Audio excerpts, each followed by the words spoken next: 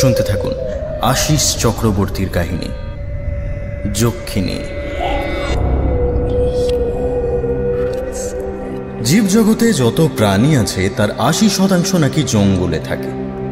এই ৮০%-এর একটা বড় অংশের সঙ্গে আমাদের যোগাযোগ সামান্য। কে বলতে পারে, হয়তো এমন বহু প্রাণী আছে যাদেরকে আমরা আজ অবধি দেখিনি, যারা আমাদের চোখের আড়ালে লুকিয়ে লক্ষ্য করে, আমাদের হাত ছানি দেয়। কারা তারা? শুনতে থাকুন আশিস চক্রবর্তীর কাহিনী যক্ষিণী।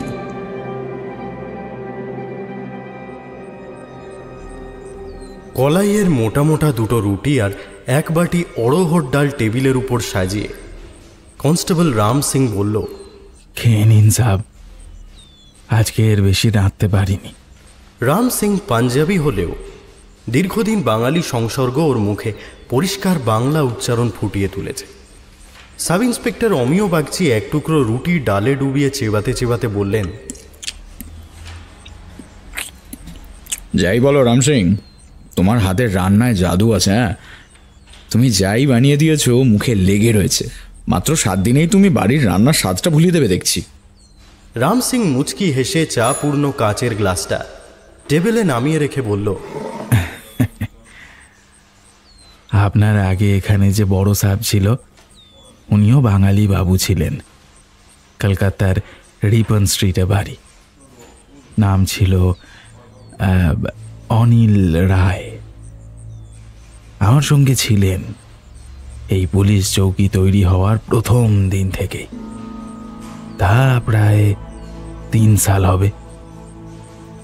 তিনি আমাকে না একটা কথাই ঘুরিয়ে ফিরিয়ে বলতেন, রাম সিং, এখানে কি আছে বলো? যেখানে দেখো শুধু জঙ্গল, দেহাতি লোকজন, জানোয়ার আর ধুলো, আর কিচ্ছু নেই। তবু আমার দেশের কথা কেন মনে পড়ে না জানো? আমি প্রশ্ন করলে বলতেন, তোমার হাতের রান্না আমাকে সব কিছু ভুলিয়ে রেখেছে। সাহেব যেদিন রিটায়ার করলেন আমার জন্য কেঁদেছিলেন। শেষে যাবার দিন এই হাত ঘড়িটা আমাকে দিয়ে গেছিলেন। কথা শেষ করে রাম সিং হাতের কবজিতে ঝুলে থাকা ঘড়িটা দেখালো। অমিয় বাগচি রুটি কামড়ে চায়ে চুমুক দিয়ে একটা আরাম সূচক শব্দ করে বললেন, ভদ্রলোক ঠিকই বলেছেন। একদিন ঝোপ ঝাড়, জঙ্গল, মাটির উঁচু উঁচু টিলা, ফেটে হাঁ হয়ে থাকা ওই চাষের জমি ছাড়া কিছুই চোখে পড়েনি। আচ্ছা, তুমি এত ভালো বাংলা বলো কি করে বলো তো? এই তোমার বাড়ি কোথায় রাম সিং? পাহাড়গঞ্জ সাব। এখান থেকে 80-90 কিলোমিটার দূর হবে। আজ প্রায় 50 বছর হয়ে গেল বাঙালিদের সঙ্গে ওখানেই আছি। এখানে এসেছিলাম তখন 15 কি 16 বছর বয়স। আর এখন দেখেন কেমন বুড়ো হয়ে গেলাম। হ্যাঁ, অর্থাৎ তুমি বয়স লুকিয়ে চাকরি করছো, তাই তো? সেই সময় চাকরিতে ঢোকারও তো কড়াকড়ি ছিল না স্যার। মুখে যা বয়স বলেছি তাই কাগজে উঠে গেছে। তা ঠিক। আর এই থানায় কিভাবে এলে? সে অনেক কথা স্যার। এখানে তো কোনো থানা ছিল না, কিছু বছর হলো হয়েছে। আমাদের থানার পেছনে যে বিশাল এলাকাটা পড়ে আছে দেখছেন, ওইটার নাম হচ্ছে অমৃত কুণ্ডের জঙ্গল। ওই জায়গাটা নিয়েই তো যত গড়বড়। বিশাল জাংলা ভূমির দখলদারি নিয়ে এক টাইমে পাশের শহরের কিছু পলিটিক্যাল লিডার আর এলাকাবাসীদের মধ্যে ভয়ঙ্কর গন্ডগোল বেঁধেছিল। দুই পক্ষের ঝঞ্ঝাট এতটা বেড়ে গেছিল যে শেষে গুলি ছোঁড়া থেকে বোমাবাজি সব চলেছিল দিনভর। জানো গিয়েছিল কিছু মানুষজনের। এরপর ব্যাপারটা মিডিয়ায় পৌঁছাতেই প্রশাসন পুরো নড়ে চড়ে বসল। দিন 10 পুলিশ টহলদারি দিয়েও এলাকার উত্তেজনাকে ঠান্ডা করা সম্ভব হয়নি। মাঝে মধ্যেই ঝামেলা, যুদ্ধ, গুলি, বোমার আওয়াজ। এরপর আইনের লোকজন চিন্তা ভাবনা করে এখানে একটা পুলিশ চৌকি নির্মাণ করে দিল এলাকার আইন কানুন বজায় রাখবার জন্য। এর ফলে তাড়াতাড়ি ছোট ছোট দুটো ঘরের মাধ্যমে থানা নির্মাণ করা হলো এই অমৃতকুণ্ড জঙ্গলের ধার ঘেঁষে। থানার উদ্দেশ্য ছিল বন রক্ষার সঙ্গে সঙ্গে এলাকার শান্তি শৃঙ্খলা এইসব বজায় রাখা। এছাড়া বড়সড় কোনো লড়াই কিংবা আন্দোলনের খবর মিললে শহরের মূল থানায় ইনফর্ম করা। এরপর আগে আমি যে থানায় ছিলাম ওখানে আমার নামে ট্রান্সফারের চিঠি এলো। চিঠি হাতে আমি সোজা এখানে চলে এলাম স্যার। বুঝলাম, তোমার কাজের গুডউইল দেখে এখানে তোমাকে ট্রান্সফার করা হয়েছে, তাই তো? হ্যাঁ স্যার, আমার আইডিয়া কাজকর্মের রেকর্ড দেখেই আমাকে আর রায় সাহেব দুজনকেই এখানে পাঠিয়েছিল উপর মহল। এরপর রায় সাহেব রিটায়ার হলে এই আপনি এলেন। তবে তুমি থাকলে এই নির্জন জায়গায় কোনো অসুবিধা হবে না, আমার সেটা বুঝতে পারছি। এখানে আপনাকে আর আমাকেই থাকতে হবে স্যার, দুজনকেই দুজনের ছাড়া চলবে না। নিজেদের সুবিধা অসুবিধা না দেখলে আমরা এই বুনো জায়গায় থাকবো কি করে স্যার? হ্যাঁ বলেন। ভালো কথা বলেছো রাম সিং। এরপর খাওয়া সমাপ্ত করে সাব ইন্সপেক্টর অমিয় বাগচি মূল কাজকর্মের ঘরে গিয়ে বসলেন। খানিক বাদে রাম সিং দরজার বাইরে নিজের জায়গায় বসল। অর্থাৎ এখন থেকে তাদের ডিউটি আওয়ার শুরু হলো। মিনিট 20 পর একজন লোক ছুটতে ছুটতে থানায় ঢুকলো। তারপর ব্যস্ত হয়ে রাম সিংকে জিজ্ঞেস করলো, স্যার স্যার থানায় আছেন? লোকটার বহির্ভাগের ছটপটানি লক্ষ্য করে রাম সিং জিজ্ঞেস করলো, কি হয়েছে, এরকম করছেন কেন আপনি? লোকটার চঞ্চল চোখ আর কম্পমান হাত পা প্রমাণ দিচ্ছে যে সে বড় ধরনের বিপদে পড়ে থানায় ছুটে এসেছে। প্রশ্নের কোনো জবাব না দিয়ে লোকটা রাম সিংকে এড়িয়ে গিয়ে সামনের দরজায় পরপর কয়েকটা টোকা দিয়ে বলল, স্যার স্যার আছেন স্যার? ভেতর থেকে অমিয় বাগচি খানিকটা অবাক হয়ে গিয়ে আওয়াজ দিলেন, কি ব্যাপার রাম সিং, দরজায় টোকা পড়ছে কেন? রাম সিং দরজা ঠেলে ঢুকে কিছু বলবার আগেই লোকটা রাম সিংকে প্রায় ধাক্কা দিয়ে ভেতরে ঢুকে বলল, আমার খুব বিপদ স্যার, আমার খুব বিপদ। লোকটার অদ্ভুত আচরণে রাম সিং অবাক হয়ে দাঁড়িয়ে রইল। সাব ইন্সপেক্টর অমিয় বাগচি এবারে রাম সিংকে ইশারা করে বাইরে যেতে বলে আগত লোকটাকে বললেন, বসুন। রাম সিং বেরিয়ে যেতেই লোকটা সামনের চেয়ারে বসল। তারপর টেবিলে রাখা শূন্য কাচের গ্লাসটার দিকে তাকিয়ে বলল, এক গ্লাস জল হবে স্যার? সাব ইন্সপেক্টর অমিয় বাগচি তার টেবিলের কোণের নিচের দিকে বসানো সুইচটা দাবালেন। কয়েক সেকেন্ড বাদে রাম সিং দরজা খুলে আবার ভেতরে ঢুকে সালাম ঠুকে দাঁড়াল। অমিয় বাগচি ওকে বললেন, রাম সিং এক গ্লাস জল দাও। রাম সিং বাইরে চলে গেল। লোকটা এই ফাঁকে কপাল ও ঘাড়ের ঘাম রুমালে মুছে মাথার উপরে আলসেভাবে ঘুরতে থাকা ফ্যানটার দিকে তাকালো। রাম সিং ঘরে ঢুকে জলের গ্লাসটা টেবিলে নামিয়ে রেখে চলেই যাচ্ছিল। এমন সময় অমিয় বাগচি বললেন, রাম সিং বলছি পাখাটা একটু বাড়িয়ে দাও না। রেগুলেটরে কটকট করে 3 বার শব্দ হতেই ফ্যানটা পাগলের মতো মাথা দুলিয়ে বন বন করে ঘুরতে লাগলো। অমিয় বাগচি টেবিলের উড়ন্ত কাগজগুলোর উপরে পেপার ওয়েট চাপিয়ে বললেন, এবার একটু ভালো ফিল করছেন? লোকটা জামার ওপর দিকের একটা খোলা বোতাম আটকে জবাব দিল, হ্যাঁ খানিকটা। বেশ, আপনার নাম কি? আমাকে এখানে সবাই দিনু মাস্টার বলেছেন। আপনি টিচার? হ্যাঁ, গ্রামের নিরক্ষর মানুষগুলোর ছেলে ছোকরাদের নিয়ে আমার একার একটা স্কুল আছে স্যার। আমি নিজেই সেটা করেছি। ওরা যে যা হাতে দেয় ওতেই কোনো রকমে চলে যায়। বাহ, এ তো খুব ভালো কাজ করেছেন আপনি। এবার বলুন আপনার সমস্যাটা কি? সমস্যা? প্রশ্ন চিহ্নের মতো কথাটা উচ্চারণ করে দিনু মাস্টার দৃষ্টি শূন্য করল। সাব ইন্সপেক্টর অমিয় বাগচি ওর মাঝে মাঝে অন্য মনস্ক হয়ে পড়বার ব্যাপারটা লক্ষ্য করে ফের জিজ্ঞেস করলেন, আপনার থানায় আসার কারণটা কি? বলছি স্যার, আমার আমার স্ত্রী মানুষ না স্যার, ও একটা একটা কি? আপনার স্ত্রী মানুষ না মানে? আপনি ঠিক কি বলতে চাইছেন বলুন তো? মানে যা বলতে চাইছেন আপনি আগে ভালো করে গুছিয়ে নিন, তারপর বলা শুরু করুন। ঠিক আছে স্যার, আমি একটু ভেবে নিয়ে বলছি। দিনু মাস্টার খানিকক্ষণের জন্য চুপ করে বসল। ওর সর্বাঙ্গে একটা অস্থিরতা খেলা করছে। অমিয় বাগচি দেওয়ালে টাঙানো ঘড়িটার দিকে চোখ ফেললেন। সন্ধে 7:15। ঘরের হলদে আলোর চারপাশে একটা ডানাওয়ালা পোকা ঘুরঘুর করছে। সেটা লক্ষ্য করে ঘুলঘুলির ভেতর থেকে একটা টিকটিকি দুইবার মুখ বাড়িয়ে আবার ভেতরে চলে গেল। থানার ছোট্ট ঘরের মধ্যে অদ্ভুত থমথমে ভাব নেমে এসেছে। চেয়ারের হাতলে দুই হাতের আঙুল ঠুকতে ঠুকতে অপেক্ষা করে আছে অমিয় বাগচি।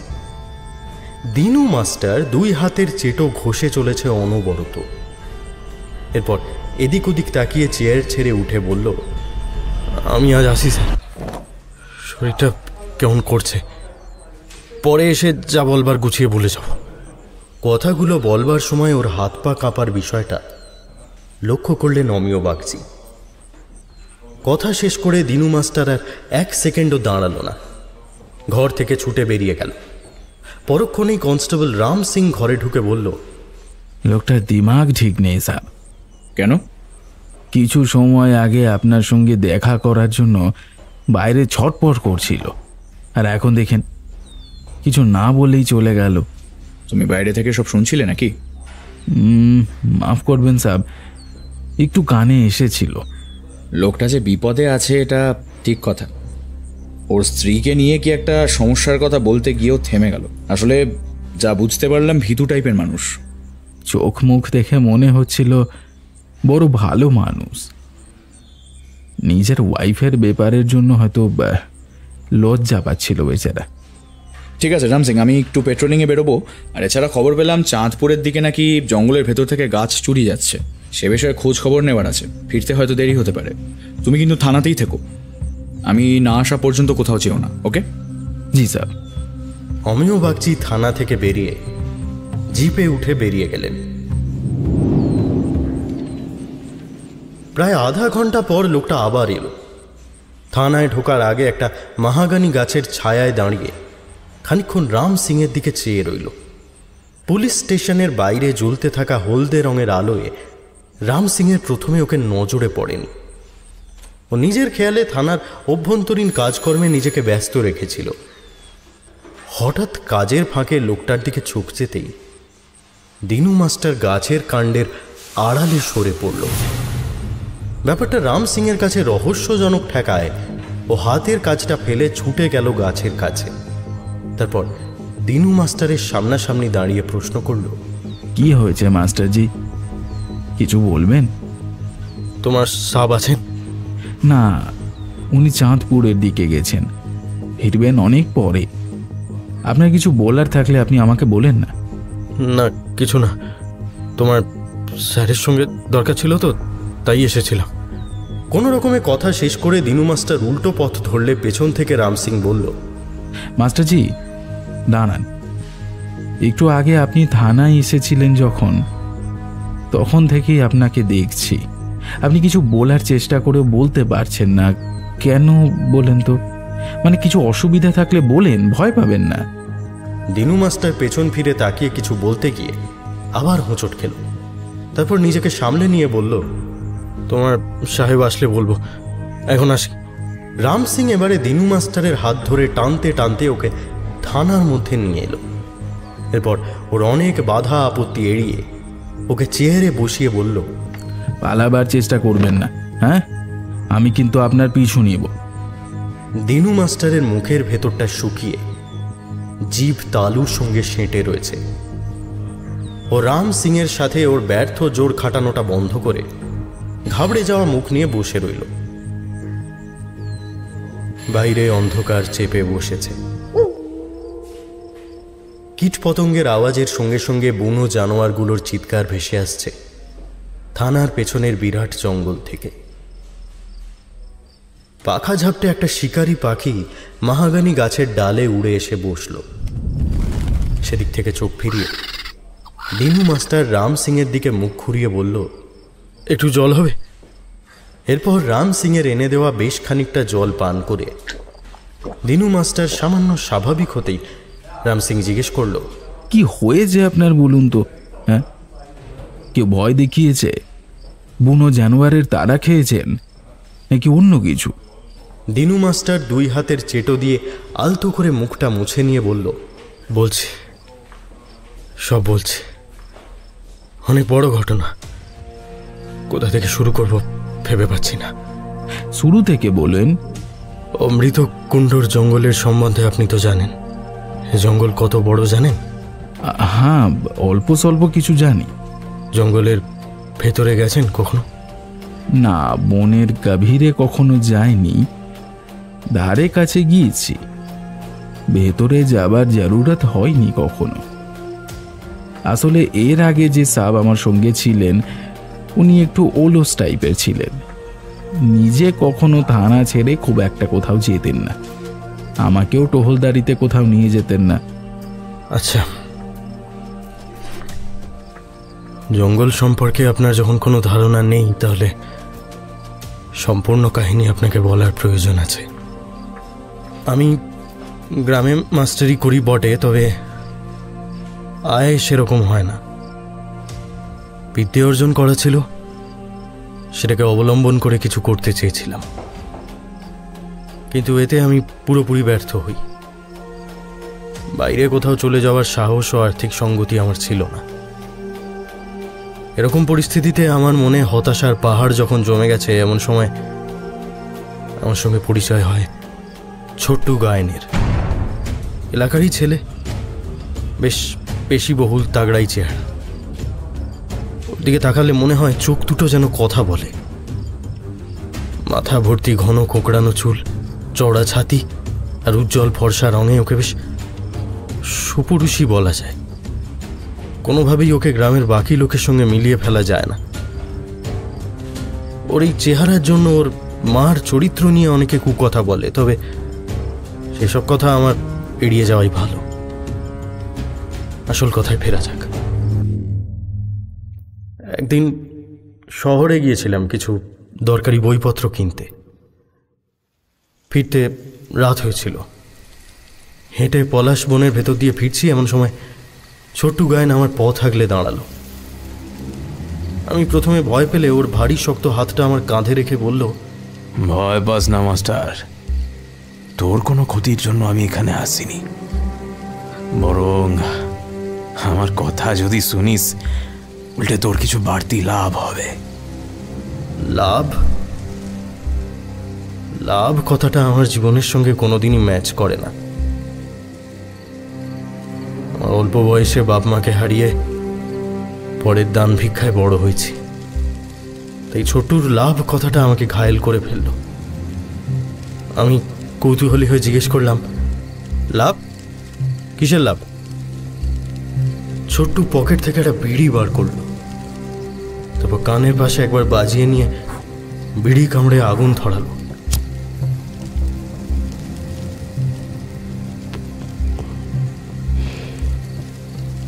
দেখ মাস্টার, বেশি ধানাই পানাই করার আমার কাছে সময় নাই। যা বলবো একবারই বলবো, ভালোভাবে শুনে জবাব দিবি যে তুই রাজি আছিস কিনা।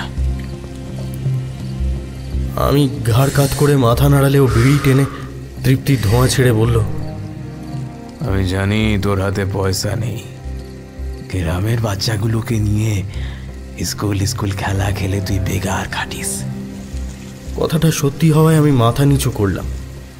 বাবার বলল, সেই জন্যে বলছিলাম আমার সঙ্গে ভিড়ে যা। আমি এবারে মুখ তুলে ওর দিকে তাকিয়ে বললাম, ভিড়ে যাব মানে? ভিড়ে যাবি মানে আমার কাজের সঙ্গী হবি, ওতে তোর হাতে প্রচুর পয়সা উঠে আসবে, প্রচুর। এতে বাকি জীবনটা মৌজ সে এনজয় করবি, ব্যাস।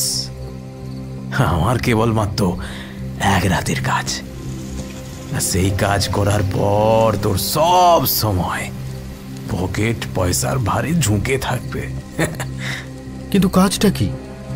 হে বিষ সোজা, অমৃতকুণ্ডর জঙ্গলের ভেতর ঢুকেছিস কখনো? না। ওই জঙ্গলের ভেতর একটা খাজানা আছে। আমার সঙ্গে যাবি, দুজনে মিলে খানিকটা তুলে আনবো। যা পাবি তাতে বাকি অর্ধেক জীবনটা কেবল খরচা করবি, রোজগারের কোনো চিন্তা করতে হবে না। খাজানা? হ্যাঁ, বিশ্বাস হচ্ছে না? ছাড় ছাড় ছাড়, তোকে দিয়ে হবে না, বেকার বললাম তোকে। তুই যা যা যা, বাচ্চাদের ছড়া শেখাকে যা। বলে ছোট্টু হাতের বিড়িটা জঙ্গলে ছুঁড়ে ফেলে দিয়ে হাঁটা লাগালো। আমি ওর রাগের ভঙ্গিমা আঁচ করে ওর পিছু ছুট দিলাম। তারপর ওকে ধরে বললাম, এই এই তুই তুই খাজানার খোঁজ পেলি কি করে? সব বলবো, আগে আমার সঙ্গে যাবি কিনা বল। হ্যাঁ, তোর অবস্থা খারাপ, আর এদিকে আমার ওই সাগরেরটা হঠাৎ পটল তুললো, তাই তোকে এত তেলাচ্ছি। নইলে অনেক লোক আমার সঙ্গে কাজ করার জন্য হাঁ করে বসে আছে, ঠিক আছে? এর আগে কে ছিল তোর সঙ্গে? কেন, পালপাড়ার গনসা পাল। তুই কি ভেবেছিস ওর বিরাট বাড়িঘর ওই মাটির হাঁড়ি কলসি বেচে করেছে নাকি? মাটির জিনিসপত্র বানানোটা মানুষকে বোকা বানানোর জন্য। সব আমার দৌলাতে, সব সব আমার দৌলাতে। কেবলমাত্র একটা রাত মাস্টার। ও মরলো কিভাবে? কিভাবে আবার? নিজের দোষেই। মেয়ে মানুষ নিয়ে কি সব কেচ্ছায় জড়িয়ে বেঘরে প্রাণটা গেল। আমি ওকে পই পই করে বারণ করেছিলাম, পই পই করে বলেছিলাম, সুন্দরীর চেহারার পাল্লায় পড়িস না, পড়িস না। কিন্তু কে কার কথা শোনে? হাতে পয়সা এলে যা হয় আর কি। ও সব বাদ দে, তুই রাজি আছিস কিনা বল। আমাকে আমাকে একটু ভাববার সময় দে। না না না না, ওসব সময় দেওয়ার মতো বাড়তি সময় আমার নেই। রাজি থাকলে আজ রাতে 11টার পরেই পলাশ বনের ভেতরে আসিস, নইলে আমি মণ্ডল পাড়ার কালুকে ডেকে নেব। ওকে সামান্য বলাতেই ও লাফাচ্ছে। ওকে নেওয়ার ইচ্ছে আমার নেই। আসলে বিশ্বাসী মানুষ না হলে বিপদ আছে। এ তো আর সামান্য ব্যাপার নয়। ওর কাছে কথাটা ভুলে ফেলেছিলাম গনসাকে হারিয়ে ফেলার পর আবেগের বসে। যাই হোক, আমি এখন আসি রে, আবার দেখা হচ্ছে রাত 11টায় এখানে, ওকে? এরপর ছোট গুনগুন করে গান করতে করতে অন্ধকারে মিলিয়ে গেল। আমি খানিকক্ষণ থ হয়ে ওখানে দাঁড়িয়ে থাকলাম। এই অবধি বলে দিনু মাস্টার দম নেওয়ার জন্য থামলে রাম সিং বলল, এরপর কি হলো? আপনি রাত 11টার সময় ওখানে গেলেন? গিয়েছিলাম তো বটেই, তবে এর পরের আমার বলা ঘটনাগুলো মায়াবী ঠেকবে আপনাদের কাছে, তাই আগে ভাগে বলে রাখলাম। মায়াবী? ভূত, প্রেত, পিশাচ এরকম কিছু কি? সে আমি জানি না, তবে যা দেখেছিলাম তার ব্যাখ্যা পার্থিব জগতে নেই। কি দেখেছিলেন আপনি? বলছি, তার আগে একটা আবদার আছে। ক্যা? এখানে আপনাদের সামনে একটা বিড়ি খেতে পারবো? সাব নেই যখন, খান। ঠিক আছে, আসলে মগজে ধোঁয়া ঠেকলে মাথাটা খুলতে হবে কি। বলে দিনু মাস্টার বুক পকেট থেকে একটি মাত্র বিড়ি বার করে ঠোঁটে গুঁজে ফস করে আগুন জ্বালালো। তারপর ধোঁয়া ছেড়ে কথার মধ্যে সামান্য আমেজ এনে বলতে শুরু করলো। সে রাতটা ছিল পূর্ণিমার।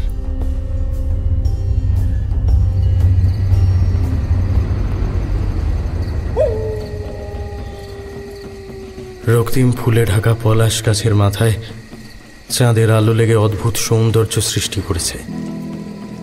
চতুর্দিকে অপূর্ব দৃশ্যের ছড়াছড়ি, বাতাসে মিষ্টি ফুলের ঘ্রাণ, আকাশে চকচকে চাঁদ মেঘের খেলা, দূরে কোথাও থেকে সাঁওতালি দলবদ্ধ গানের আবছা সুর কানে ভেসে আসছে। সব মিলিয়ে একটা স্বপ্নের ক্ষেত্র রচনা হয়েছে আমার চারপাশে। এরই মধ্যে ঘড়ি দেখে ঠিক রাত 11টায় পলাশ বনের ধারে ছোট্টু গায়েন এসে উপস্থিত হলো। ওর হাতে একটা বড় টর্চ ছাড়া কিচ্ছু নেই। এসেই ফিক করে হেসে বলল, মনের মতো সঙ্গী পেলে কাজ করে আরাম, বুঝলি? এনে ধর। বলে আমার হাতে একটা বিড়ি গুঁজে দিয়ে বলল, এক টানে জীবনের সব দুঃখ কষ্ট ভুলিয়ে দে দেখি। আজ থেকে তোর নবজন্ম।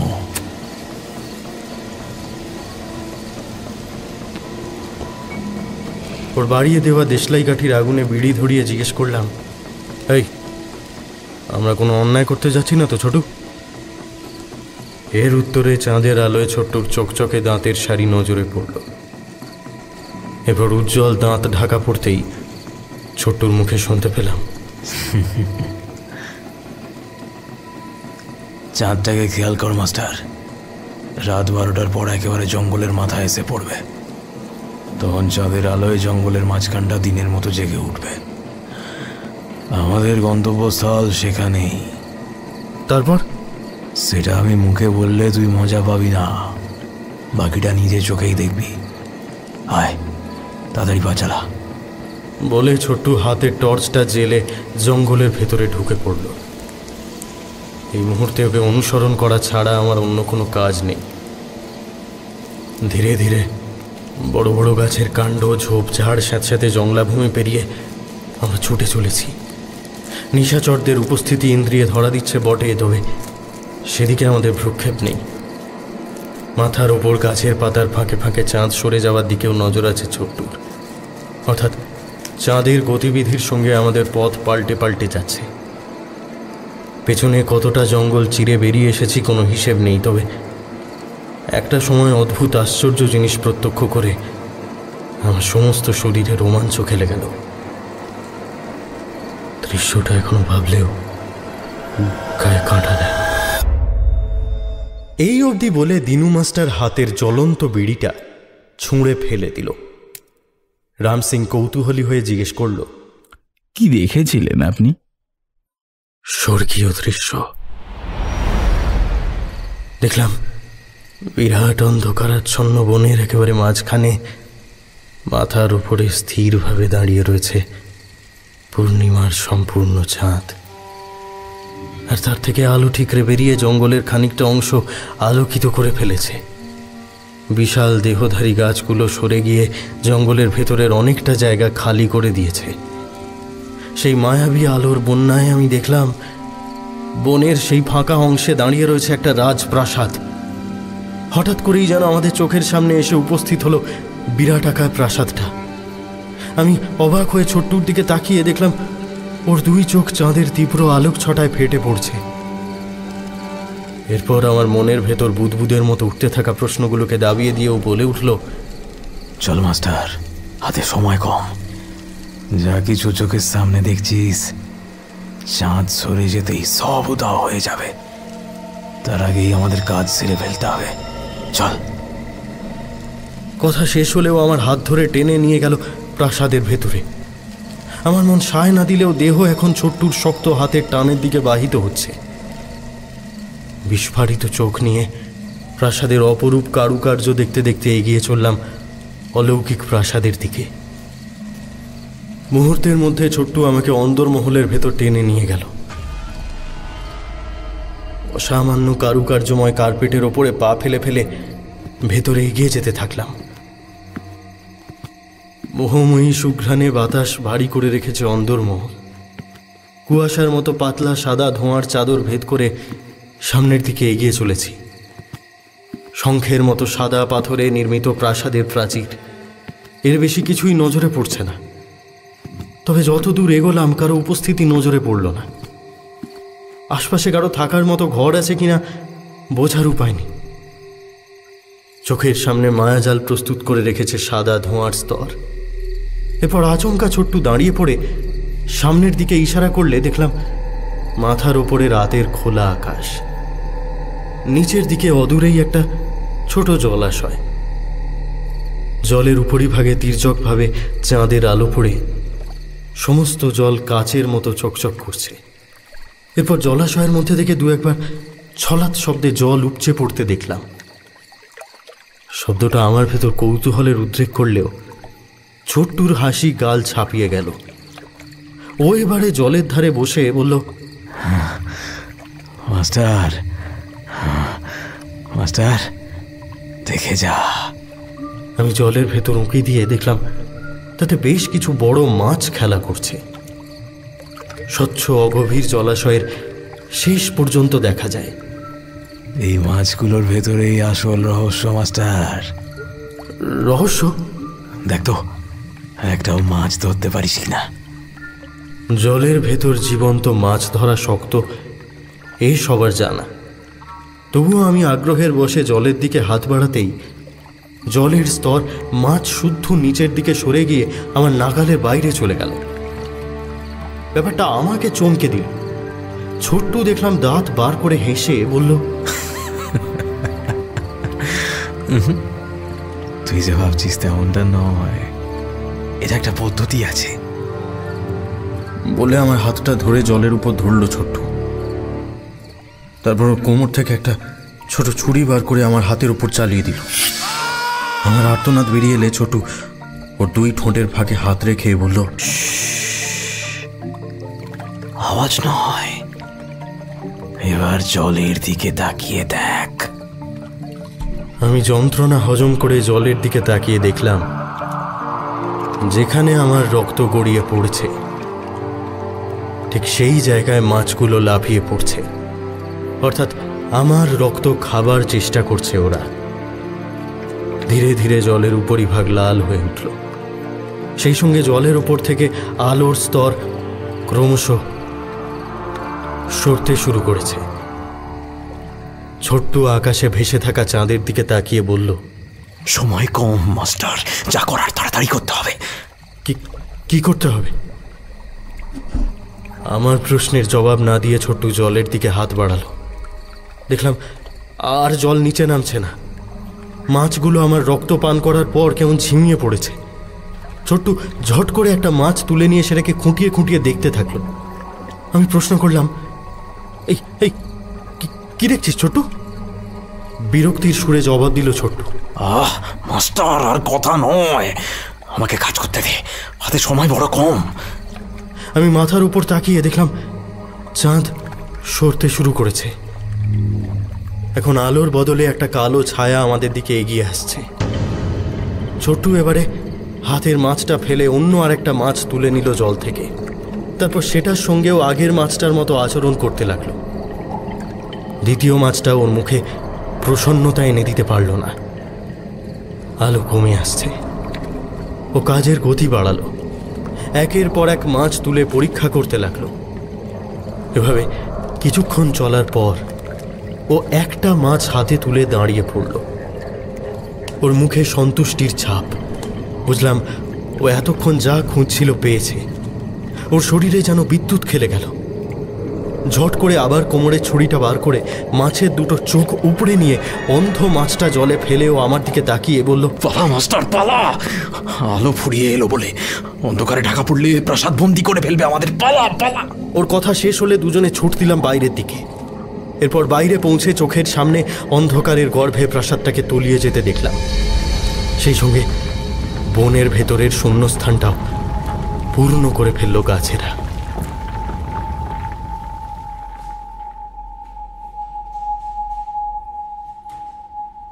তাজ্জাব ব্যাপার তো। যা বলছেন ওসব যদি সত্যি হয় তাহলে তো অমৃতকুণ্ডের জঙ্গলে মায়াবী কিছু লুকিয়ে আছে। এতক্ষণ যা শুনলেন তা সামান্যই। এতেই আশ্চর্য হচ্ছেন? আসল ঘটনা তো এর পর থেকে শুরু। আরো রহস্য বাকি আছে, জলদি বলেন। চাঁদ পশ্চিম দিকে নেমে যেতে জঙ্গলের অর্ধেকের বেশি আঁধারে ঢাকা পড়ল।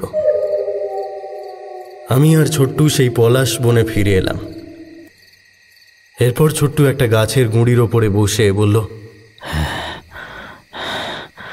কেমন লাগছে মাস্টার? হ্যাঁ, আমার মুখে কথা ফুরিয়ে এসেছিল।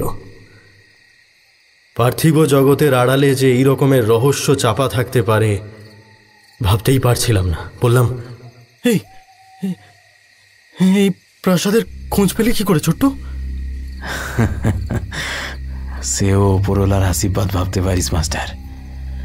আগে আমি এই জঙ্গল থেকে দামি দামি গাছ চুরি করে পাচার করতাম। আমার দলে 4 জন ছিল, আমি, গনসা, রাজু আর শিবু। একদিন রাত্রিরে পুলিশ চড়াও হয় আমাদের উপরে, গুলিও ছোড়ে। আমার ডান হাতে গুলিটা লাগে।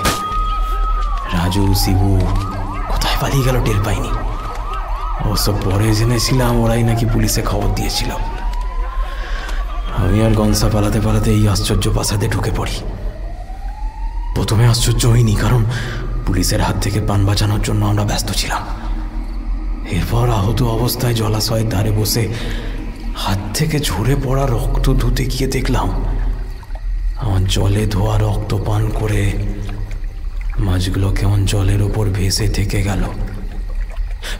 ব্যাপারটা আশ্চর্য ঠেকায়। মাছগুলো মরে গেল কিনা সেটা দেখবার জন্য জল থেকে তুলে দেখতে গিয়ে একটা বিষয় লক্ষ্য করলাম। কি বিষয়? সবগুলো মাছের মধ্যে কেবলমাত্র একটা মাছের চোখের স্থানে বসানো রয়েছে হিরে। হিরে? এও কি সম্ভব? ছোট্টু আর কথা না বাড়িয়ে টর্চ জ্বালল। তারপর পকেট থেকে 2টো রক্ত মাখা হীরের টুকরো আমার সামনে মেলে ধরে বলল, এই দেখ, একটু আগে তোর সামনে মাছের চোখ থেকে তুললাম। রক্ত মাখা অবস্থাতেও হীরের টুকরো দুটো থেকে টর্চের আলোর বিচ্ছুরণ ঘটছে। আমি মুখ হাঁ করে অবাক দৃষ্টি নিয়ে তাকিয়ে থাকলে ছোট্টু বলল, সেই রাতে হিরে পাওয়ার পর আমি আর গনসা প্রতিটা মাছের চোখ খুঁজে দেখছিলাম। একটা মাছ ছাড়া বাকিগুলোতে হিরে ছিল না। এরপর প্রতি রাতে সেখানে গিয়ে খোঁজ করেও প্রাসাদের হদিস পাইনি। মাসখানেক পর আবার পূর্ণিমায় চাঁদের আলোর নিচে দেখা মিলেছিল প্রাসাদের। তবে সেই জলাশয়ে গিয়ে মাছ ধরতে পারিনি, জল নিচে নেমে যাচ্ছিল। এরপর আমার রক্ত ধোয়ার ব্যাপারটা মনে পড়ায় আমি রক্ত দিলাম, কিন্তু তাতেও কাজ হলো না। তারপর গনসার রক্ত দিতেই কাজ হলো। সেই সঙ্গে এইটাও আমার কাছে পরিষ্কার হলো যে রোজ রোজ নতুন রক্ত ছাড়া মাছেরা খাবে না। আর সেই জন্যে গনসার পর একে একে অনেক সঙ্গী বদল করেছি। আর আজকে তুই নে একটা হিরে রাখ। এটা তোর রক্ত দিয়েই সম্ভব হয়েছে, সে কারণে এটা তো প্রাপ্য। এই দুষ্প্রাপ্য হিরে বিক্রি করে তোর বাকি জীবনটা আরাম করে কেটে যাবে। আশা করি রহস্যটা নিজের মধ্যেই চাপা রাখবি, এতেই সবার মঙ্গল। ছোট্টু চলে গেল। আমি হিরেটা হাতে নিয়ে ভাবলাম, পূর্ণিমায় নিশ্চয়ই ছোট্টু আরও একজনকে সঙ্গে নিয়ে যাবে। আমি আর লোভ করলাম না। হিরে বিক্রির টাকায় ভালোই চলছিল আমার। বাকি জীবনটা রোজগারের চিন্তা না করলেও চলবে।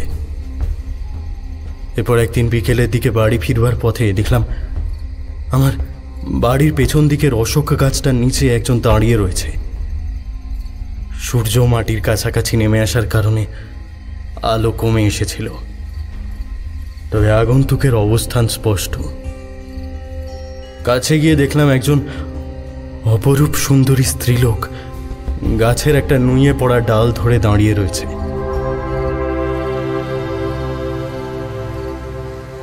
ওকে কোনোদিন দেখিনি এই অঞ্চলে, অথচ মুখখানায় আশ্চর্য মোহ অনুভব করলাম। চোখের দৃষ্টিতে আকর্ষণ আছে, মনে হলো ওকে স্বপ্নে হলেও একবার দেখেছি। ওই ঘন চুলের বাতাস কোনো এক সময় সিক্ত করেছিল আমাকে। নিরাভরণ শরীরের লাবণ্য আমি এর আগেও স্পর্শ করেছি। ওর অতুলনীয় সৌন্দর্য যখন আমাকে মোহিত করে তুলেছে, সে বাতাসের সুরেলা কণ্ঠে বলে উঠল, তোমার জন্যই অপেক্ষা করে আছি।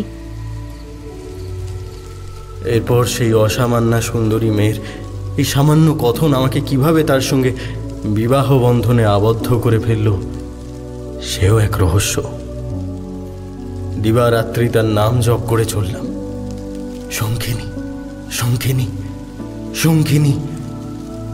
তার সঙ্গে পরিচয় থেকে বিবাহ অবধি সময়টা এমন একটা ঘোরের মধ্যে অতিক্রান্ত হয়ে গেল যে আমার বিচার বুদ্ধি, যুক্তি, শিক্ষা, বিবেক সব নিষ্ক্রিয় হয়ে পড়েছিল।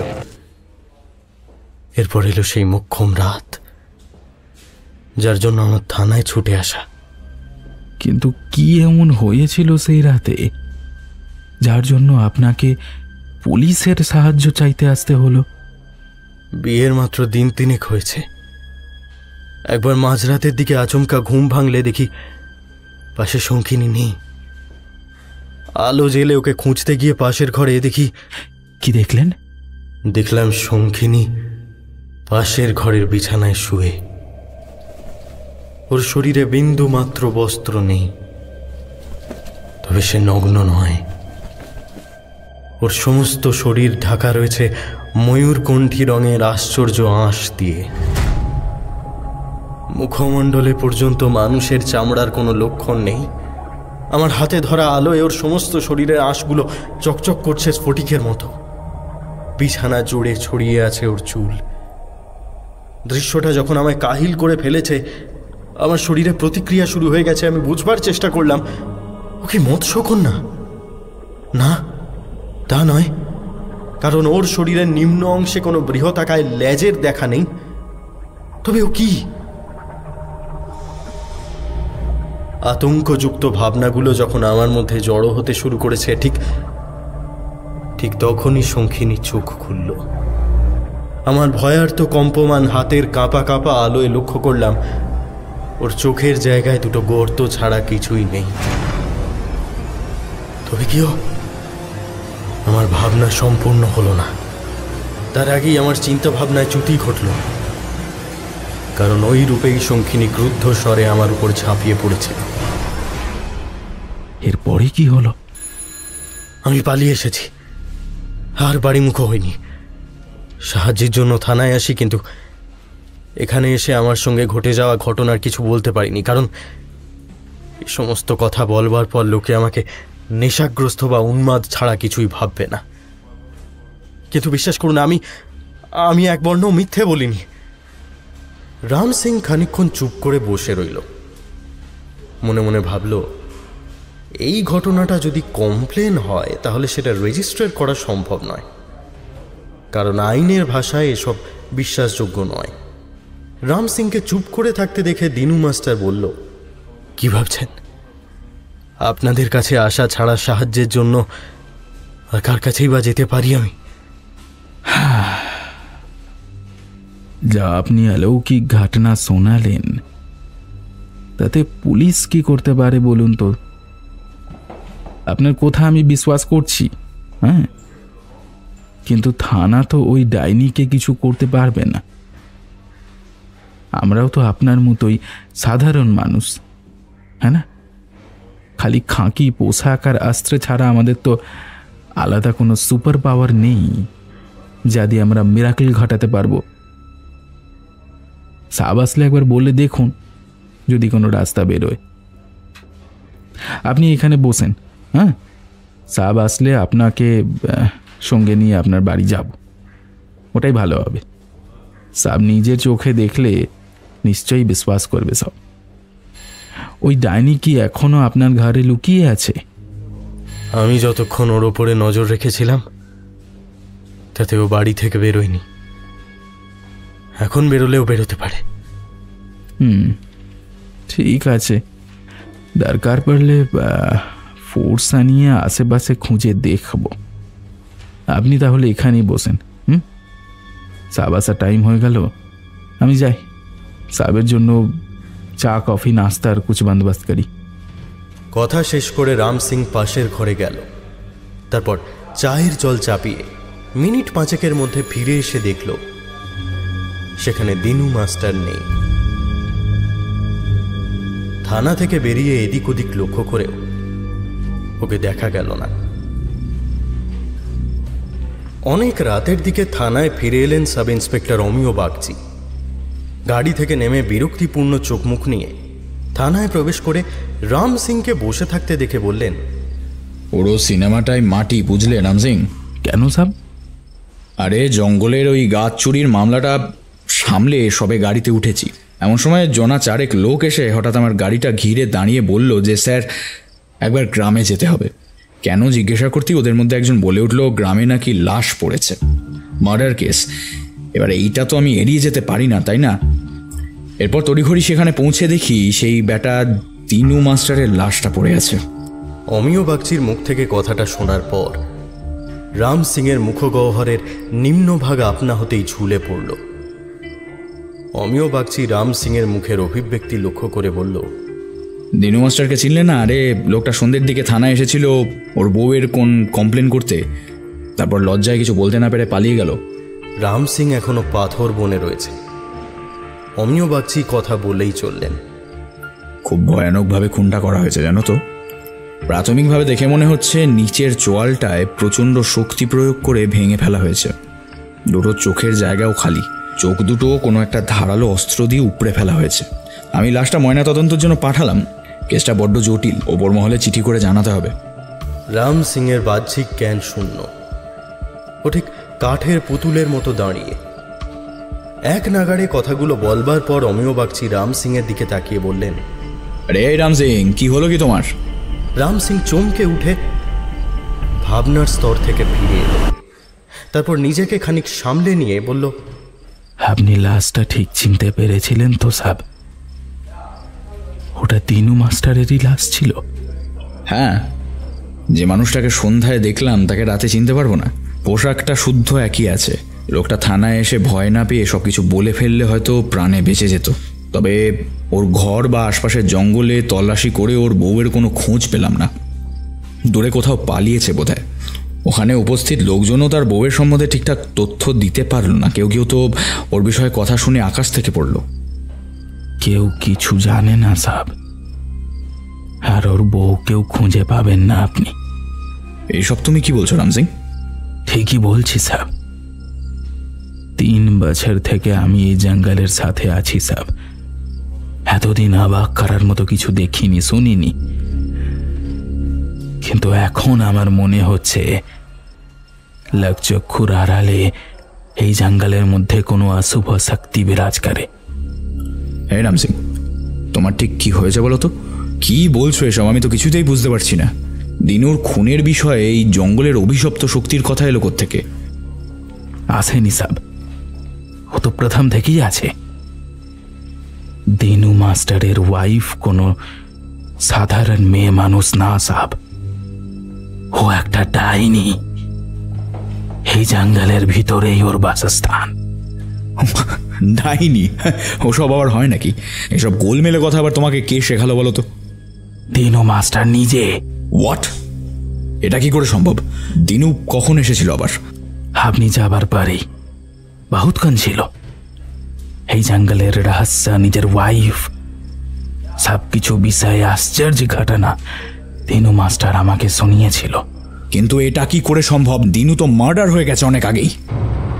এখন আর সম্ভব অসম্ভবের কথা বলে কোনো লাভ নেই সাব। আমি আমার চোখের সামনে অসম্ভবকে সম্ভব হতে দেখেছি, কানে শুনেছি আশ্চর্য রাতের কাহিনী। পূর্ণিমার রাতে জঙ্গল জেগে ওঠে মায়ায়। তার মানে তুমি বলতে চাইছো যে দিনুর মৃত্যুর পর সে এখানে এসেছিল? হ্যাঁ সাব। মরে যাওয়ার পর দিনু ভূত হয়ে গেছে, তাই তো? এটা কি বিশ্বাসযোগ্য? আমি প্রমাণ পেয়েছি। তবে আপনার বিশ্বাস অর্জনের জন্য একটা রাস্তা খোলা আছে। কি রাস্তা? আমাদের ছট্টু গায়নকে গ্রেফতার করতে হবে। দিনুর আত্মা যা বলে গেল তাতে ছট্টু ওই জঙ্গলের রহস্য সম্পর্কে সব জানে। আমি শিওর দিনুর মৃত্যুর জন্য ওই জঙ্গলের রহস্যই দায়ী। ঠিক আছে, তুমি যখন বলছো জঙ্গলের ব্যাপারে একবার খোঁজ খবর করবো, কিন্তু এই ছোট্ট গায়নটাকে? দিনু মাস্টারের দোস্ত। ও পলাশ বনের আশেপাশে ঘোরাফেরা করে। অমৃতকুণ্ডের জঙ্গলে ঘটা আশ্চর্য ঘটনার ওই প্রথম সাক্ষী। পয়সার লোভ দেখিয়ে ওই দিনুকে নিয়ে গিয়েছিল জঙ্গলের ভিতরে ওই আশ্চর্য প্রাসাদে। তারপর সেখান থেকেই ফিরে দিনু সুন্দরী রূপী ওই ডাইনির কবলে পড়ে। সে অনেক গল্প সাহেব। আপনি দিনুর খুনিকে ধরতে চাইলে প্রথমে আপনাকে ছট্টু গায়েনকে ধরতে হবে। রাম সিংয়ের বিস্ময় মিশ্রিত মুখের দিকে তাকিয়ে অমিয় বাগচির অবিশ্বাসের ভাবটা খানিকটা কাটলে উনি বললেন, আর সময় নষ্ট করা ঠিক হবে না রাম সিং, নাহলে তুমি যা বলছো আরও অন্য কোথাও অনর্থ ঘটে যাবে। চলো একবার এই বেলা পলাশ বাগানের দিকে যাওয়া যাক।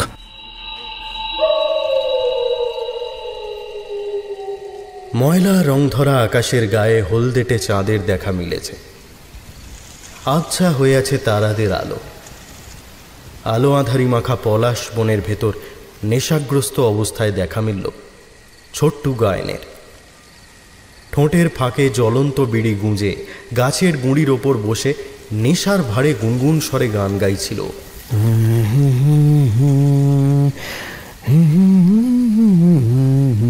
এরপর চোখে টর্চের তীব্র আলো পড়তেই বিড়ি ফেলে উঠে দাঁড়িয়ে আলোর উৎস লক্ষ্য করার চেষ্টা করলে রাম সিং শক্ত হাতে ওর কলার ধরে টান দিল। অমিয় বাগচি বললেন, ওকে গাড়িতে তোলো রাম সিং। কে কে কে কে কে আপনারা? আমাকে কোথায় নিয়ে যাচ্ছেন? ছাড়ুন বলছি, ছাড়ুন। কথা বলতে বলতে ছোট্টু ওর কোমরে রাখা ক্ষুদ্র ছুরিটা বার করবার চেষ্টা করলে অমিয় বাগচি ওর হাতটা ধরে পিঠের দিকে মুচড়ে ধরে বললেন, হাত পা এদিক ওদিক চালানোর চেষ্টা করলেই গুলি করব। আমাকে কোথায় নিয়ে যাচ্ছেন? কে আপনারা? কি চান আমার কাছ থেকে? এর জবাবে অমিয় বাগচি টর্চের আলোটা ওর মুখ থেকে সরিয়ে নিজের গায়ে ফেলে বললেন, এবার চিনতে পেরেছিস আমি কে? স্যার আপনারা? কিন্তু আমাকে কেন নিয়ে যাচ্ছেন? আমার কি অপরাধ? হ্যাঁ, কি অপরাধ আমার? বাকিটা থানায় পৌঁছে নিজেই জেনে যাবি। এখন সিধা চল। ওকে গাড়িতে তুলে গাড়ি স্টার্ট দিলে ছোট্টু আবার জিজ্ঞেস করলো, কি করেছি স্যার? হ্যাঁ, কি করেছি আমি? দিনু মাস্টার খুন হয়েছে সে খবর তোর কাছে আছে তো? কথাটা কানে প্রবেশ করা মাত্র গলার ভেতরটা শুকিয়ে এলো ছোট্টুর। আর ওর ভেতর নেশার সামান্যতম ঘোর নেই। ও থ হয়ে রইল কিছুক্ষণ, তারপর বলল, স্যার কে খুন করলো ওকে? এর উত্তর তো তোর কাছে আছে ছোট্টু। আমার কাছে? আপনি কি বলছেন স্যার? আমি তো আজ সারাদিন এলাকার বাইরে ছিলাম, পাশের শহরে গেছিলাম। কেন গেছিলাম সে তো আপনারা আমার অবস্থা থেকে বুঝতে পারছেন। তাহলে আমি কখন মারলাম মাস্টারকে? তাছাড়া আমি কেন মারতে যাবো ওকে? মাস্টার আমার ভালো বন্ধু ছিল স্যার। আমি ওকে মারিনি স্যার, আমাকে মারিনি। ঠিক আছে, তুই মারিসনি যখন ভালো কথা। থানায় চল, তোকে কয়েকটা প্রশ্ন জিজ্ঞাসা করার আছে, তারপরে ছেড়ে দেবো। কি রাম সিং, তাই তো? হ্যাঁ স্যার, এর সঙ্গে ছট্টু গায়েন আমাদের কাহিনী শোনাবে।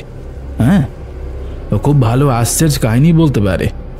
বাহ, এ তো খুব ভালো কথা। কি ছোট্টু, আমাদের গল্প শোনাবি তো? হ্যাঁ, গল্প? কিসের গল্প স্যার? এসব আপনারা কি বলছেন? আমি আবার গল্প কোত্থেকে শোনাবো? হ্যাঁ, গল্প? কেন? অমৃতকুণ্ডের জঙ্গলে সত্যিকারের ডাইনির কাহিনী তুই তো জানিস ছট্টু। ছোট্টুর কপালে ভাঁজ। ওর মুখের কথা ফুরিয়ে এসেছে। ও এখন নিজের দুই চোখ স্বাভাবিকভাবে যতটা খোলা সম্ভব তার চেয়ে অনেকটাই অধিক পরিমাণে খুলে তাকিয়ে রয়েছে। খানিকক্ষণ আশেপাশে গাড়ি চলার শব্দ ছাড়া আর কিছু কানে এলো না কারো। অমিয় বাগচি ওর ঘাবড়ে যাওয়া মুখটা লক্ষ্য করে বললেন, কিরে, চুপ মেরে গেলি যে? গল্প শোনাবি না আমাদের? ওসব খুব খারাপ কিছু স্যার, ওদিকে আপনারা হাত বাড়িয়েন না। ওর মোহে আটকা পড়লে গনসা আর মাস্টারের যা হয়েছে আপনারও তাই হবে। তার মানে দিনু মাস্টারকে কে মেরেছে তুই জানিস?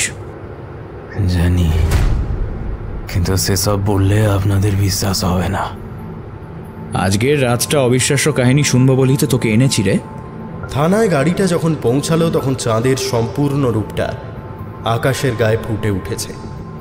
চারিদিকে উজ্জ্বল সাদা আলো ধুয়ে দিচ্ছে প্রকৃতি। গাড়ি থেকে নেমে ছোট্টু চাঁদের দিকে চেয়ে বলল, আজ পূর্ণিমা। সেই তো দেখছি, আকাশ জুড়ে চাঁদ যেন রাজত্ব করছে। এমন মায়া ভরা রাতে অলৌকিক গল্প শুনবো যখন, তখন বাইরে প্রকৃতির রহস্যটা উপভোগ করা যাক। কি বলো রাম সিং, দুইয়ে মিলে একেবারে দুর্দান্ত সময় কাটবে নাকি? অমিয় বাগচির মুখে এই কথাগুলো শোনার পর রাম সিং বাইরে বসবার ব্যবস্থা করল। একটা টেবিল আর 3টে চেয়ার চলে এলো থানার বাইরে। মুহূর্তের মধ্যে ফ্লাস্ক ভর্তি গরম চাও রেডি করে ফেলল রাম সিং। ছোট্টু গায়েন চা পানে অনীহা দেখালে রাম সিং অমিয় বাগচিকে চা ভর্তি পেয়ালা এগিয়ে দিল। শব্দ করে কয়েকবার চায়ের কাপে চুমুক দিয়ে অমিয় বাগচি বললেন, নাও ছোট্টু, এবার গল্পটা বলা শুরু করো দেখি। ছোট্টুর চোখ দুটো থানার পেছনের খানিকটা তফাতে অমৃতকুণ্ডের জঙ্গলের দিকে ঘোরাফেরা করছিল। জঙ্গলের বড় বড় গাছের মাথায় অদ্ভুত এক আভা খেলা করছে। আর আজ অল্প অল্প করে চাঁদ যে সেদিকে সরে যাবেই এটা নিশ্চিত। সেই সঙ্গে চন্দ্রালোকে জেগে উঠবে রহস্যময় প্রাসাদ, যার স্বচ্ছ জলাশয়ের ভেতরে খেলে বেড়ানো মাছেদের মধ্যে একটি মাছের চোখে থাকবে হীরের দৃষ্টি। না, তারা মাছ তো নয়, তারা অশুভ লোকের কেউই নয়। তবে কি?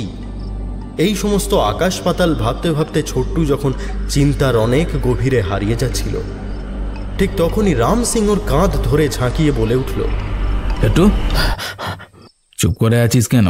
হ্যাঁ, সব কাহানি শুনতে চায়, জলদি বল। বলছি স্যার, বলছি 6-7 বছর আগের কথা।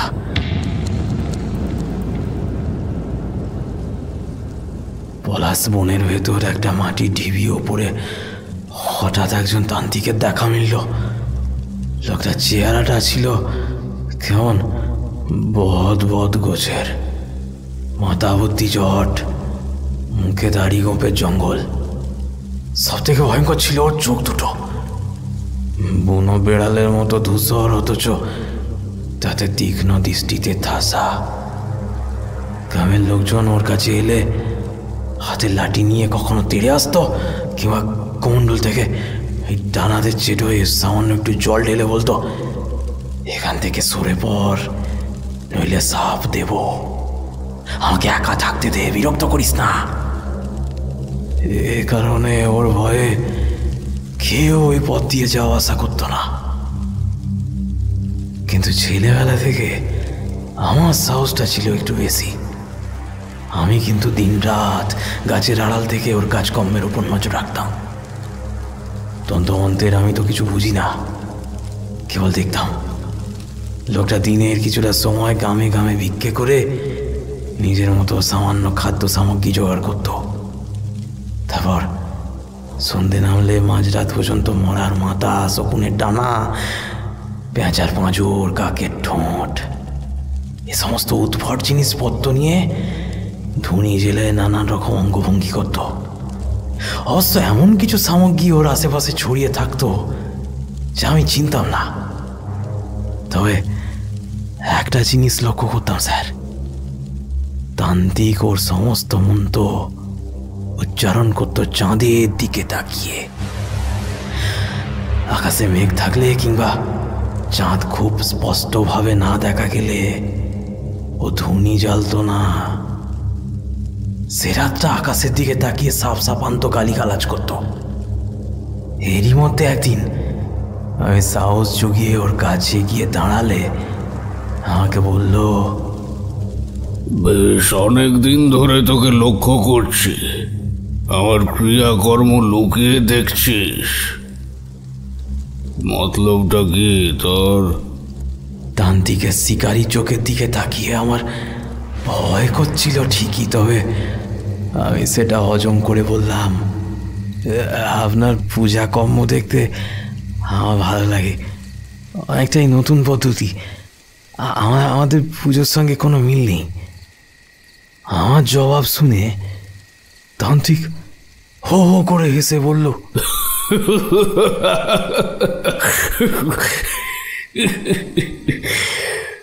পূজা করি কি রে?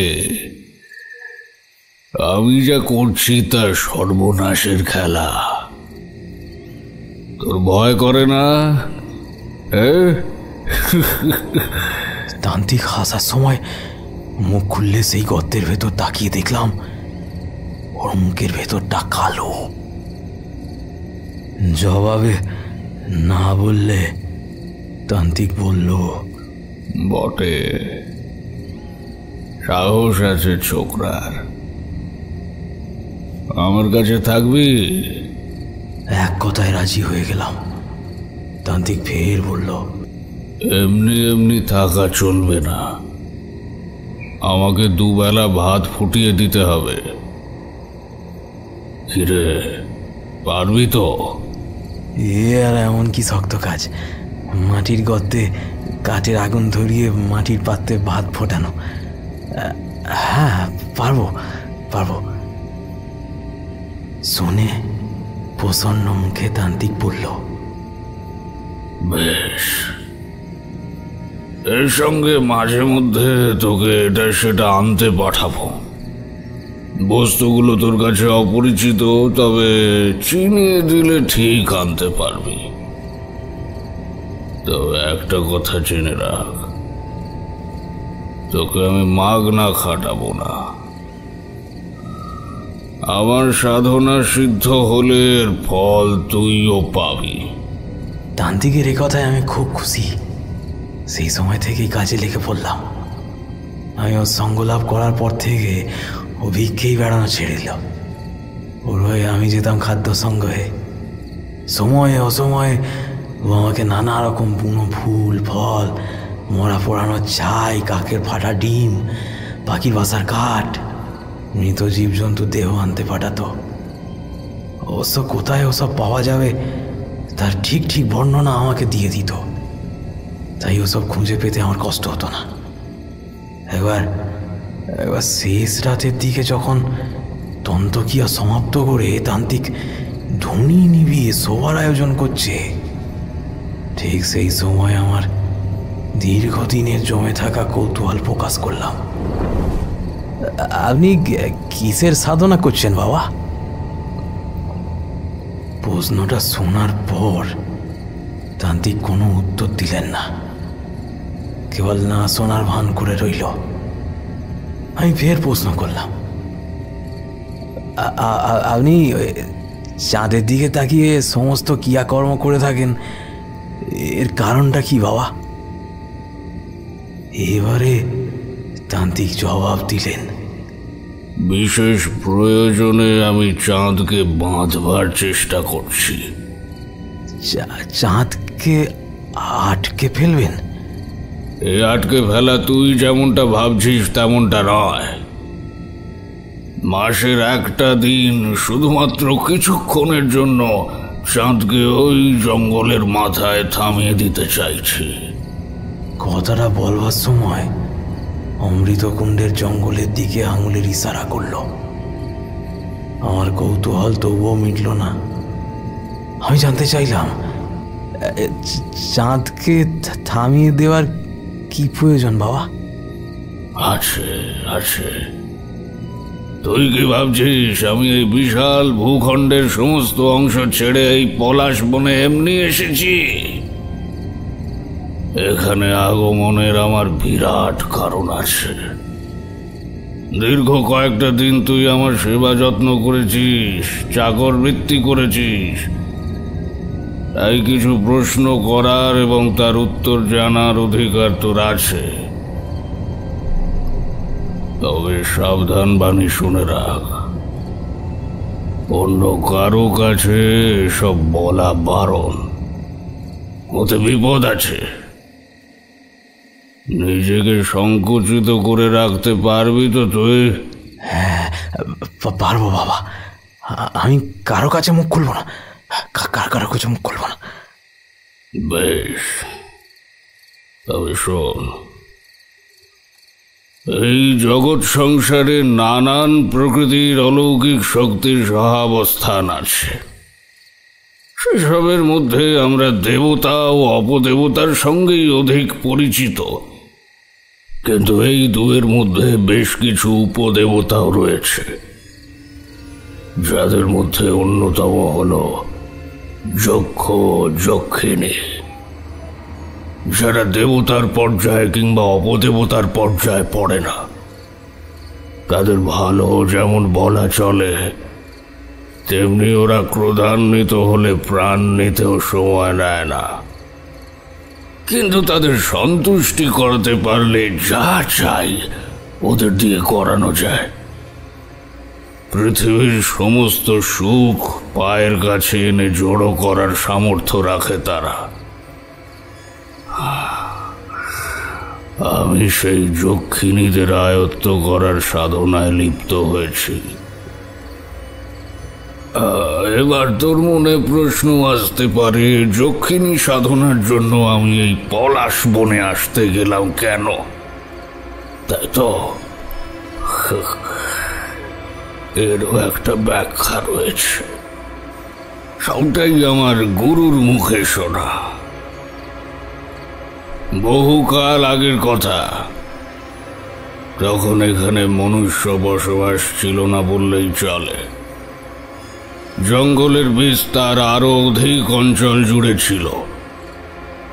ঠিক সেই সময় এই জঙ্গলে বসে প্রলয়নাথ নামে এক তান্ত্রিক যক্ষিণীর সাধনা করে তাকে মাটিতে নামিয়ে আনতে সামর্থ্য হয়েছিল।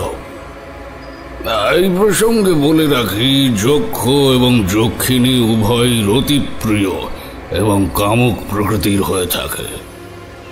কামনা চরিতার্থ করবার জন্য ওরা বলিষ্ঠ সুপুরুষ মানুষকে বেছে নেয় কখনো কখনো। এর বদলে সেই পুরুষের প্রভূত উন্নতিও হয় বটে। প্রলয়নাথ দীর্ঘদিন ধরে প্রখর তন্ত্র সাধনায় লিপ্ত হয়ে উপনন্দিনী নামক এক যক্ষিণীকে সন্তুষ্ট করে ফেলে। সেই যক্ষিণী প্রলয়নাথের অসীম শক্তির বলে এমন বশ হয় যে সর্বক্ষণ তান্ত্রিকের আশেপাশে ঘুরঘুর করতে থাকে। তবে একমাত্র প্রলয়নাথ ছাড়া কারো পক্ষে যক্ষিণী উপনন্দিনীকে দেখা সম্ভব ছিল না। এর ফলে প্রলয়নাথ তান্ত্রিক সেই যক্ষিণীর শক্তির পূর্ণ লাভ উপভোগ করতে থাকে। অসাধ্য সাধন করে বহু খ্যাতি ও অর্থ উপার্জন করে সে। বেশ কিছু আশ্চর্য শক্তিও করায়ত্ত হয় যক্ষিণীর বরে। এক কথায় চরম অলৌকিক শক্তিধারী রাজা হয়ে ওঠে সে। কালক্রমে সেই যক্ষিণী প্রলয়নাথের পৌরুষের প্রতি আকৃষ্ট হয়ে পড়ে এবং তাদের মিলনে শঙ্খিনী নামে একটি কন্যা সন্তান লাভ হয়। আর এইখান থেকে ওদের মধ্যে কলহ শুরু হয়। এরপর উপনন্দিনী কৌশলে প্রলয়নাথ তান্ত্রিকের বন্ধন ছিন্ন করে ফেলে এবং যক্ষপুরীতে ফিরে যায়। সেই অলৌকিক নগরীতে শঙ্খিনী সহ ফিরে যাওয়া তার পক্ষে সম্ভব ছিল না। এদিকে প্রলয়নাথের পক্ষেও শঙ্খিনীকে দেখাশোনা করা সম্ভব নয়, কারণ একজন সাধকের সংসার ধর্ম পালনে বাধা আসে। এতে তার সাধনায় ছেদ পড়ে। লোক সমাজে তার কন্যা সন্তান আছে এই কথাটা রটা অসম্মানের। আবার শঙ্খিনীকে অন্য কারো হাতে তুলে দেওয়াও সম্ভব নয়, কারণ সে কোনো সাধারণ শিশু ছিল না। মনুষ্য ও যক্ষিণীর মিলনে উৎপন্ন হওয়ার ফলে জন্মসূত্রেই আশ্চর্য ক্ষমতার অধিকারিণী সে। সমস্ত দিক বিচার করবার পর তান্ত্রিক সিদ্ধান্ত নিলেন যে শঙ্খিনীকে জগৎ সংসার থেকে লুকিয়ে রাখবেন। আর সেই কারণে প্রলয়নাথ এই অমৃতকুণ্ড জঙ্গলে মায়া দ্বারা একটি প্রাসাদ নির্মাণ করেন। সেই প্রাসাদের সরোবরে শঙ্খিনীকে মৎস্যরূপে রেখে যান। এরপর মায়া বলে সিদ্ধ শঙ্খিনী মৎস্যরূপেই বড় হওয়ার পর নিজেকে চিনতে পারে এবং আরো মায়া দ্বারা নিজেকে আবদ্ধ করে রাখে। তার মধ্যে যক্ষিণী ও মানুষ এই দুই গুণই বর্তমান, তাই সে আরো বেশি ভয়ঙ্কর। তবে যতদিন প্রলয়নাথ জীবিত ছিল, নিজের মেয়েকে জগৎ সংসার থেকে লুকিয়ে রাখলেও প্রতি মাসে একবার পূর্ণিমার দিন দেখতে আসতো এই জঙ্গলে। সেদিন অদৃশ্য প্রাসাদ চাঁদের আলোয় কিছুক্ষণের জন্য দৃশ্য হয়ে আবার মিলিয়ে যেত। তবে সে বহুকাল আগের কথা। আমি জানি সময় অতিবাহিত হলেও পূর্ণিমার রাতে সেই প্রাসাদ এখনো দেখা সম্ভব। তবে আমি শুধুমাত্র দর্শন করার জন্য এখানে আসিনি, এসেছি ওই প্রাসাদে প্রবেশ করে শঙ্খিনীর শক্তিকে অর্জন করতে।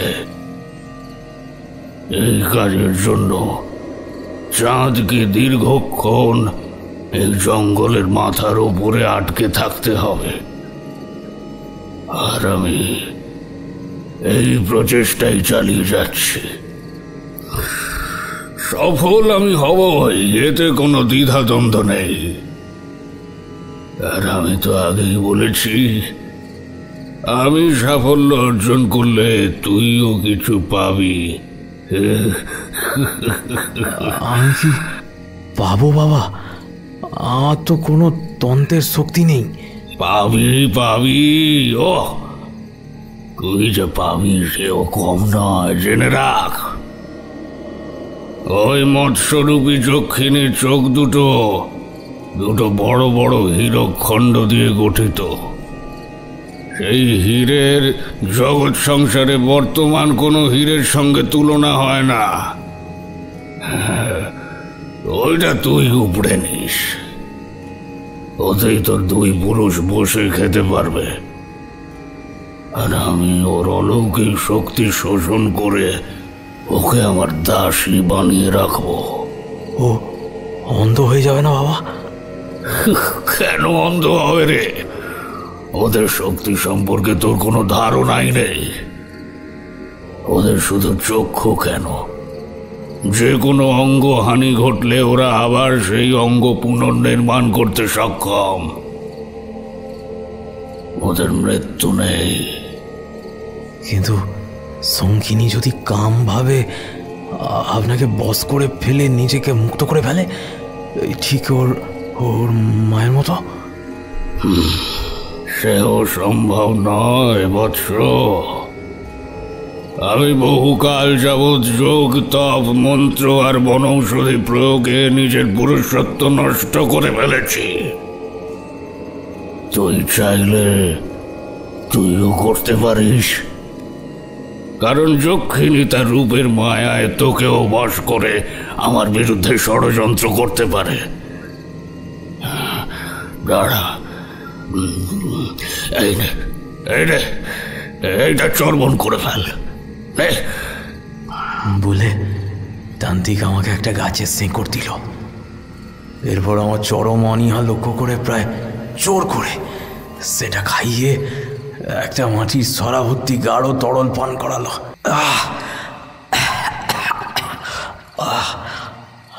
খাদ্য গলা দিয়ে নেমে গেলে তান্ত্রিক হো হো করে হেসে বলল, আর কোনো ভয় নেই, আর কোনো ভয় নেই, আর কোনো নারী তোকে রূপের আগুনে পুড়িয়ে মারতে পারবে না। যা যা, প্রাণে বেঁচে গেলি, যা।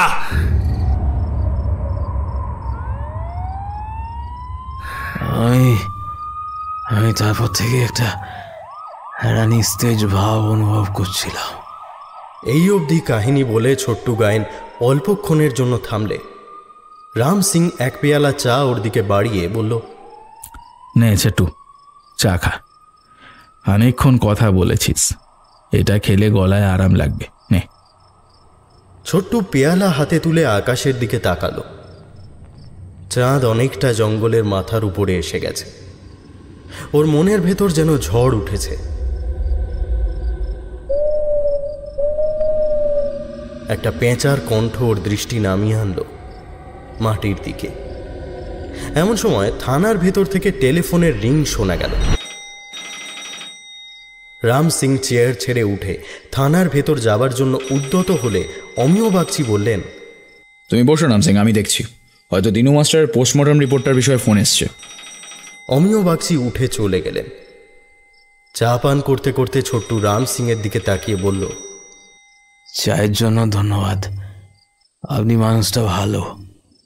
আর কত বছর চাকরি আছে আপনার? হঠাৎ আমার ব্যাপারে কথা শুরু করলি যে? হ্যাঁ, তোর মতলবটা কি? আপনার সঙ্গে কিছু কথা ছিল, শুনবেন? এরপর অনিচ্ছা সত্ত্বেও ছোট্টুর কথা শুনে চলল রাম সিং।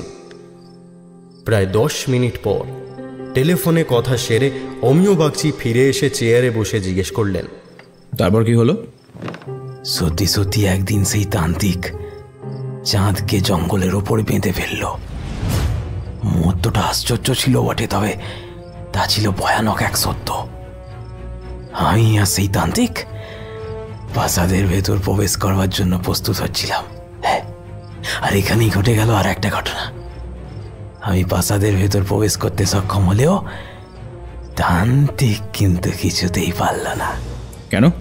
সে পারল না কেন? এ প্রশ্নের উত্তর তো তান্ত্রিকের মুখে তখনই জানলাম। তান্ত্রিক বলল, প্রাসাদে সিদ্ধ পুরুষের প্রবেশ পথ বন্ধ করা আছে মন্ত্র বলে। খুব সম্ভবত শঙ্খিনীর তান্ত্রিক পিতা প্রলয়নাথ এই ব্যবস্থা করে রেখেছে,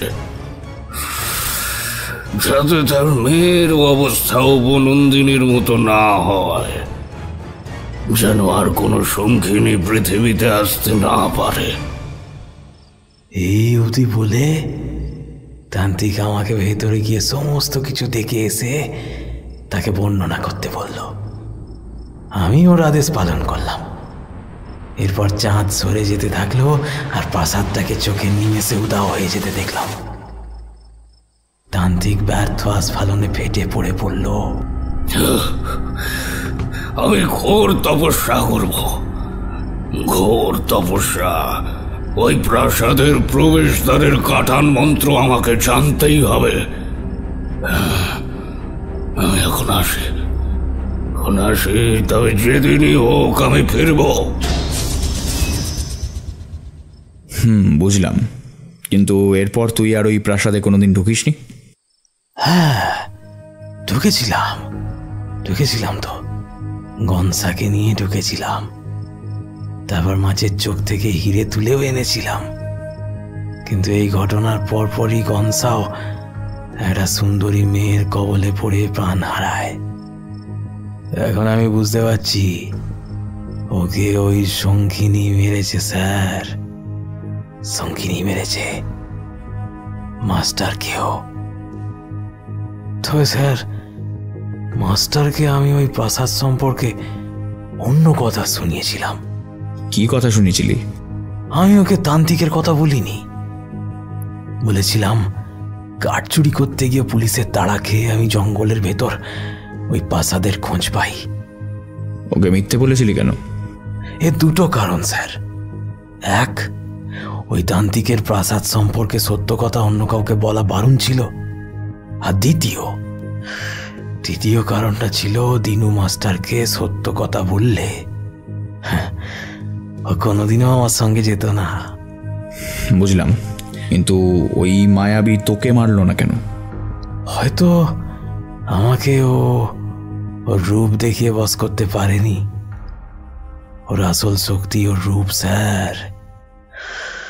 ওই মোহে আটকে পড়লে পুরুষেরা শেষ। অর্থাৎ তুই তোর আশেপাশে মায়াবীকে দেখেছিলি কিন্তু এড়িয়ে গিয়েছিলি, তাই তো? দেখেছিলাম, পলাশ বনের ভেতর ঘুরঘুর করতে দেখেছিলাম। তবে তান্ত্রিকের দেয়া জড়িবুটি খাওয়ার পর থেকে মেয়ে মানুষের প্রতি আমার কোনো আকর্ষণ নেই। পুরুষের দুর্বলতায় ওর শক্তি। তার মানে শঙ্খিনী নিজের রূপ দেখিয়ে লোকজনকে নিজের দিকে টানে, তারপর হত্যা করে। সেটা ঠিক, তবে ও তো আগে কাউকে খুন করতে আসেনি। তান্ত্রিকের দেখানো রাস্তায় ওর প্রাসাদে ঢুকে ওর চোখ উপড়ে তুলেছে বলেই তো এসেছে। এটা আমার অপরাধ, আমি মানছি স্যার। আসলে তান্ত্রিকের দেখানো পথে আমি লোভের দিকে পা বাড়িয়েছিলাম। সাহেব, এখন কি করবেন? আজ তো পূর্ণিমা স্যার, আপনি চাইলে আজকেই ওর প্রাসাদ দেখতে পারেন। যাবেন স্যার? হ্যাঁ। অমিয় বাগচি রাম সিং এর মুখের দিকে চাইলে ছোট্টু ফের বলল, নিজে চোখেই ওকে দেখবেন, চলুন। তারপর সিদ্ধান্ত নেবেন যে ওর সঙ্গে কি করা উচিত। কথা শেষ করে ছোট্টু জঙ্গলের মাথার উপরে তাকিয়ে নিয়ে বলল, আর দেরি করবেন না স্যার, যাওয়ার এখনই উপযুক্ত সময়। আর অল্পক্ষণের মধ্যে চাঁদ জঙ্গলের মাথায় স্থির হবে, জেগে উঠবে যক্ষিণীর প্রাসাদ। অলৌকিক দৃশ্য স্যার, দেখার জিনিসও বটে, অপূর্ব সৌন্দর্য, দেখলে চোখ জুড়িয়ে যাবে। রাত বিরেতে থানা ছেড়ে যাওয়াটা কি ঠিক হবে? ওই মায়াবিনীর সম্পর্কে এত কিছু শোনার পর ওর ডেরায় যাওয়াটা কি ঠিক হবে সাহেব? পুলিশের চাকরি নিয়েছি যখন, সে ভয় আমি করছি না, কিন্তু থানাটা খালি ছেড়ে যাওয়া ঠিক নয়।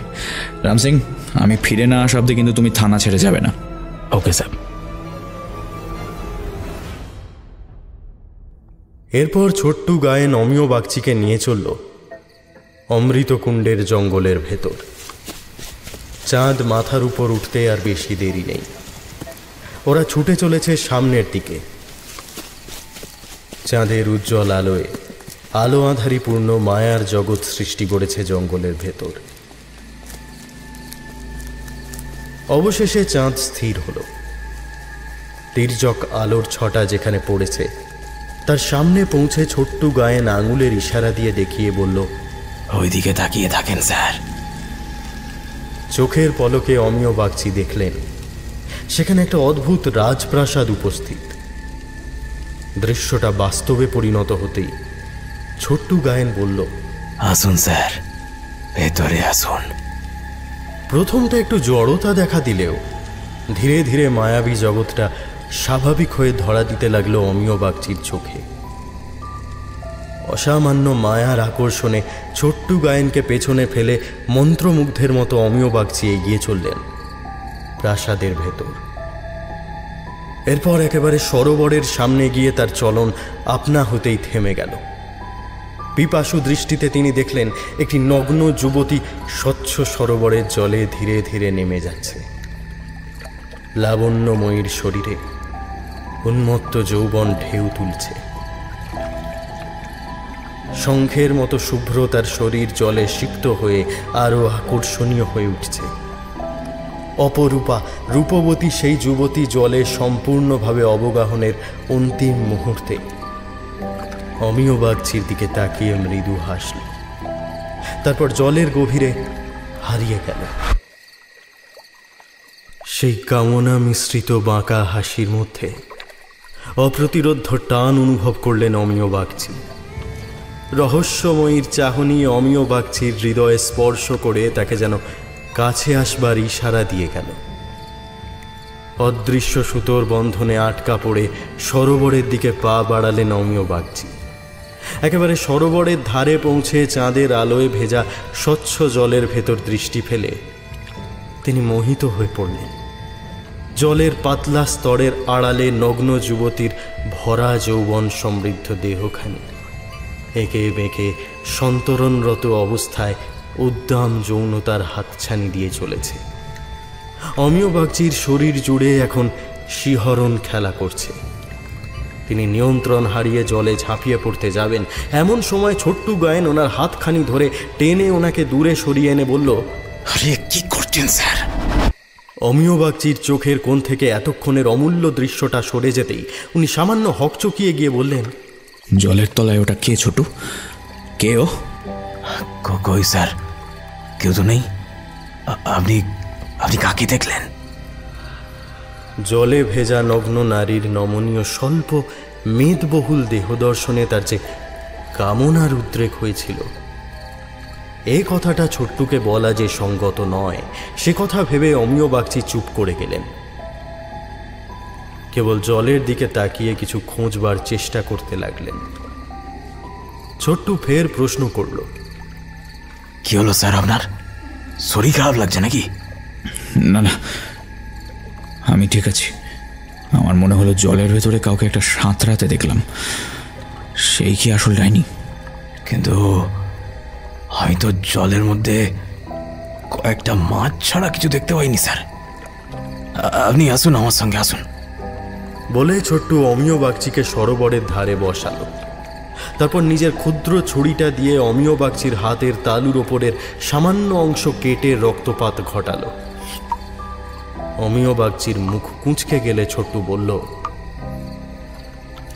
মাফ করবেন স্যার, এ পদ্ধতি অবলম্বন করা ছাড়া জলের সমস্ত প্রাণীদের নিস্তেজ করার অন্য কোনো উপায় নেই। আপনি যদি মাছ ছাড়া অন্য কিছু দেখেও থাকেন, সেও উঠে আসবে আপনার রক্ত জলে মিশে যাবার পর।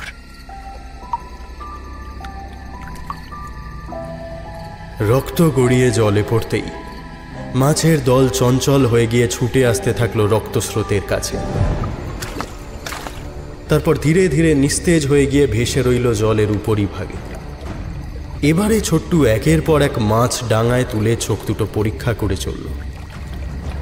তারপর হীরক চক্ষু মাছের হদিশ পেতেই ছুরির সাহায্যে দুটি হিরে উপড়ে নিয়ে মাছটা জলে ফেলে বলল, শুনুন স্যার, আর এখানে থাকা ঠিক হবে না।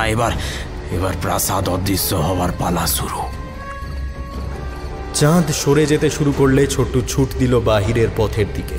অমিয় বাগচি ওকে অনুসরণ করে চললেন। বাইরে বেরিয়ে এসে আলোর সাথে সাথে প্রাসাদটিকে চোখের সামনে সম্পূর্ণ মুছে যেতে দেখলেন অমিয় বাগচি। এবার আমার সমস্ত কথা বিশ্বাস হলো তো স্যার? অমিয় বাগচি এখনো ঘোর থেকে বেরিয়ে আসতে পারেননি। তিনি কেবল বললেন, ছোট, তুমি এখন যাও। কাল সকালের দিকে একবার থানায় এসো তো, তখন না হয় এ ব্যাপারে কি করণীয় সেটা আলোচনা করা যেতে পারে। হ্যাঁ, এখন আমি আসি।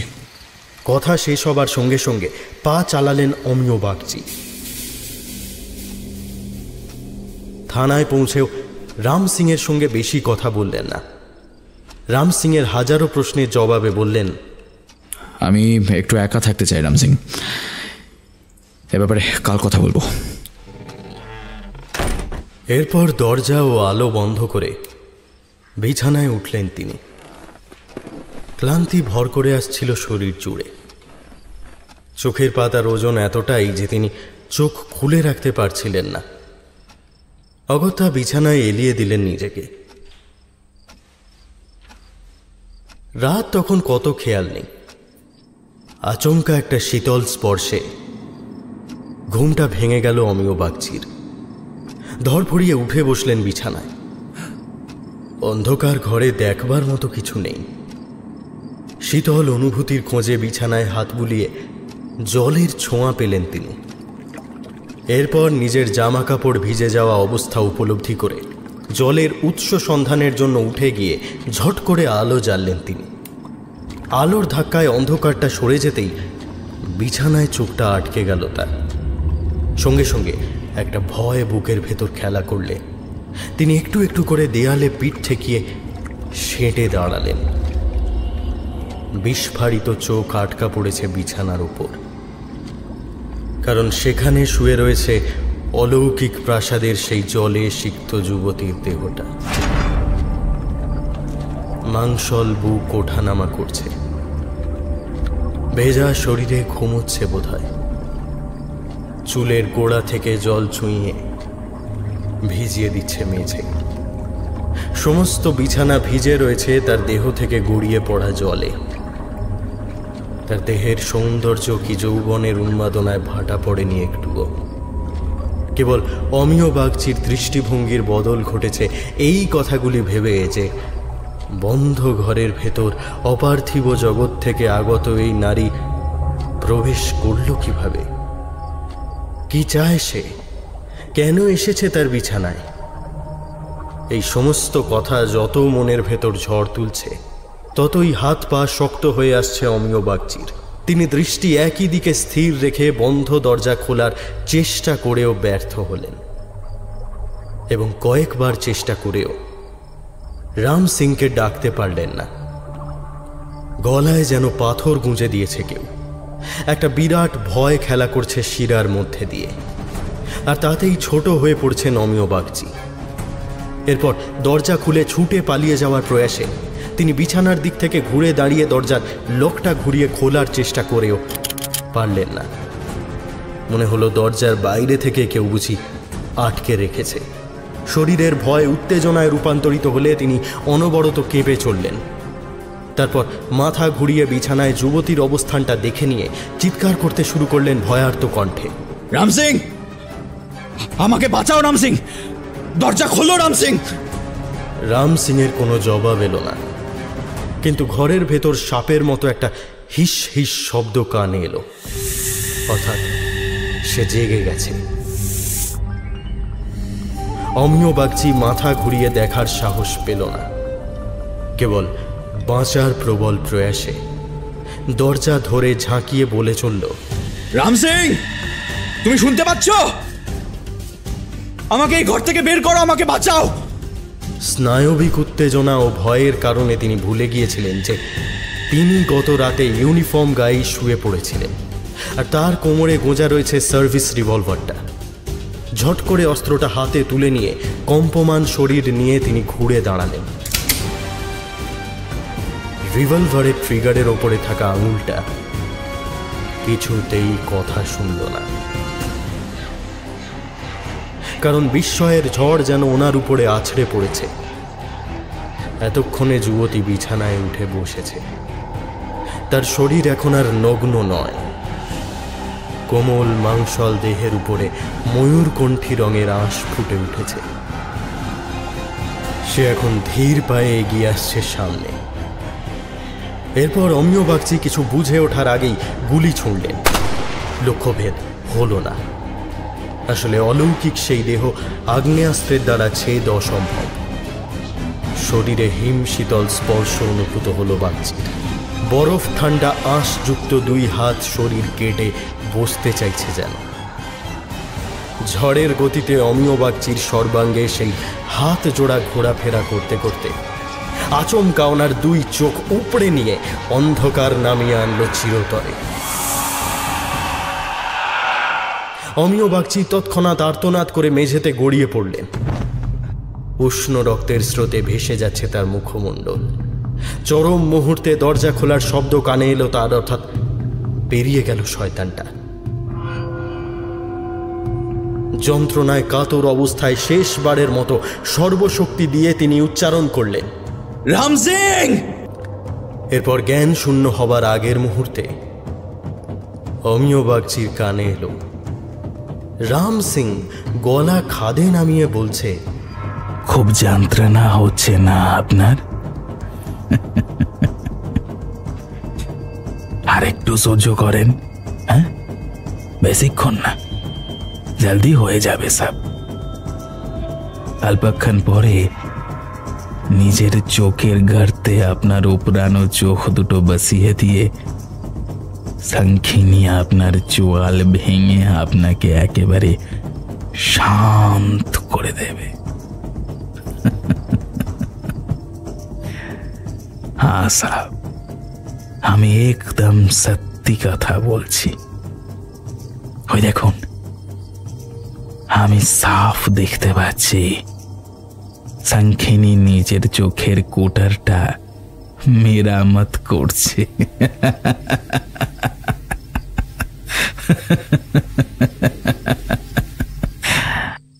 এই অবধি বলে রাম সিং উচ্চ কণ্ঠের হাসিতে ফেটে পড়লে অমিয় বাগচির শরীরটা আরো বেশি উত্তেজিত হয়ে পড়ল। তুমি সব জানতে রাম সিং, তুমি ওই শয়তানের দলে। তোমাকে আমি বিশ্বাস করেছিলাম, আর তুমি কিনা বেঈমানি করলে, বিশ্বাসঘাতক। মাফ করবেন সাহেব, ছোট্টুর কাহিনী বলবার সময় আপনি যখন ওই টেলিফোনে কথা বলতে গেলেন না, ঠিক তখনই একটা বিরাট বড় হীরা নিজের পকেট থেকে বার করে আমাকে দেখালো ছোট্টু। মা কসম, লোভ সামলাতে পারিনি। আমার লোভে ফেটে পড়া চোখের দিকে তাকিয়ে ছাট্টু ওর পরবর্তী প্ল্যানের কথা আমাকে শোনালো। হ্যাঁ, ও বলল, আপনার চোখ দুটো শঙ্খিনীকে দিলে আমরা ওর বদলে দুটো পেল্লায় সাইজের হিরে পাবো। আমি জবরদস্ত প্ল্যানে রাজি হয়ে গেলাম। ওর কাছে এও জানলাম যে মৎস্যরূপী যক্ষিণীর হীরের চোখ যার রক্ত পান করিয়ে তোলা হয়, যক্ষিণী তাকে রূপে ভুলিয়ে আগে মোহিত করে, হ্যাঁ, তারপর ওর চোখ তুলে নিয়ে যায়। গানসা দিনু মাস্টারের সঙ্গে এই ঘটনাই তো ঘটেছিল সাব। সব জেনে শুনে ওকে মদত করা ছাড়া আমার তো কিছু উপায় ছিল না, কারণ সারা জীবন খেটেও আমি এই হীরের মূল্য সংগ্রহ করতে পারবো না। হ্যাঁ, ছাট্টু কালকে ওর ওই তুলে আনা দুটো হীরের একটা দিয়ে গেছে আমায়, যাতে আমি যক্ষিণীকে আপনার চোখ দুটো তুলে নিতে সাহায্য করতে পারি। ও চোখ পাবে, তারপরেই তো আমরা পূর্ণিমার রাতে আবার দুটো হিরে পাবো সাহেব। হ্যাঁ, এই খেলা চলতেই থাকবে। আপনি দেখবেন সেই ছোট্টুর দেয়া হিরেটা, কিন্তু আপনি দেখবেন কি করে? আপনার তো চোখই নাই।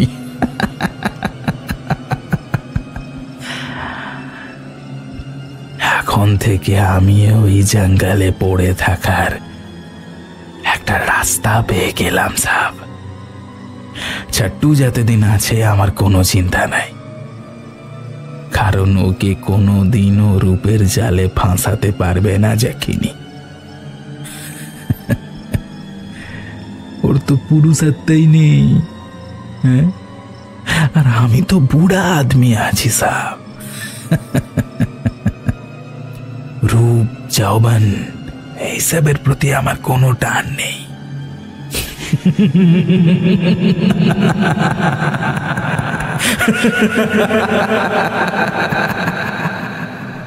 রাম সিংয়ের ভয়ঙ্কর হাসি আকাশ অবধি পৌঁছালে অমিয় বাগচির জীবনী শক্তি ফুরিয়ে আসতে থাকল। আপনি এখানে মরতে থাকুন সাহেব, আমি চললাম, আমার বহুত কাজ আছে। উবার মহলে আপনার মৃত্যুর একটা কাহিনী তো বানিয়ে শোনাতে হবে, হ্যাঁ কি নেই? আপনার লাশটা জঙ্গলে রেখে আসতে হবে, কারণ সবাইকে বোঝাতে হবে যে আপনি জঙ্গলি জানোয়ারের হাতে মারা পড়েছেন। এই ঘরের খুন সাফ করার ব্যাপারটাও আছে। ছাট্টু আমাকে ব্যাপারে হেল্প করবে, ও বলেছে। দেখি ও কখন আসে। আমি চললাম সাহেব। হ্যাঁ,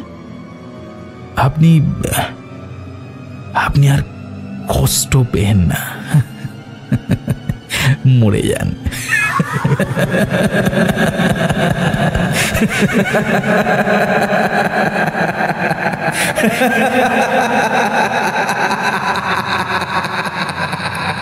রাম সিং নিষ্ঠুর হাসি হাসতে হাসতে বেরিয়ে গেল।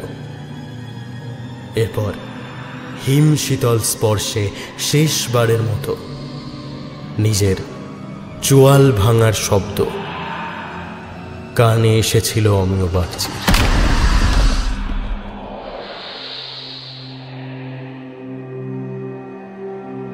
দু ধরনের মানুষ হয়, একদল সুন্দরকে লক্ষ্য করে, আর একদল উপড়ে তুলে নিতে চায়। তবে আমরা জানি উপড়ে তুলে নিলে কোনো কিছুই সুন্দর থাকে না, সুন্দরের জায়গায় পড়ে থাকে বিভৎসতা। আজ গল্প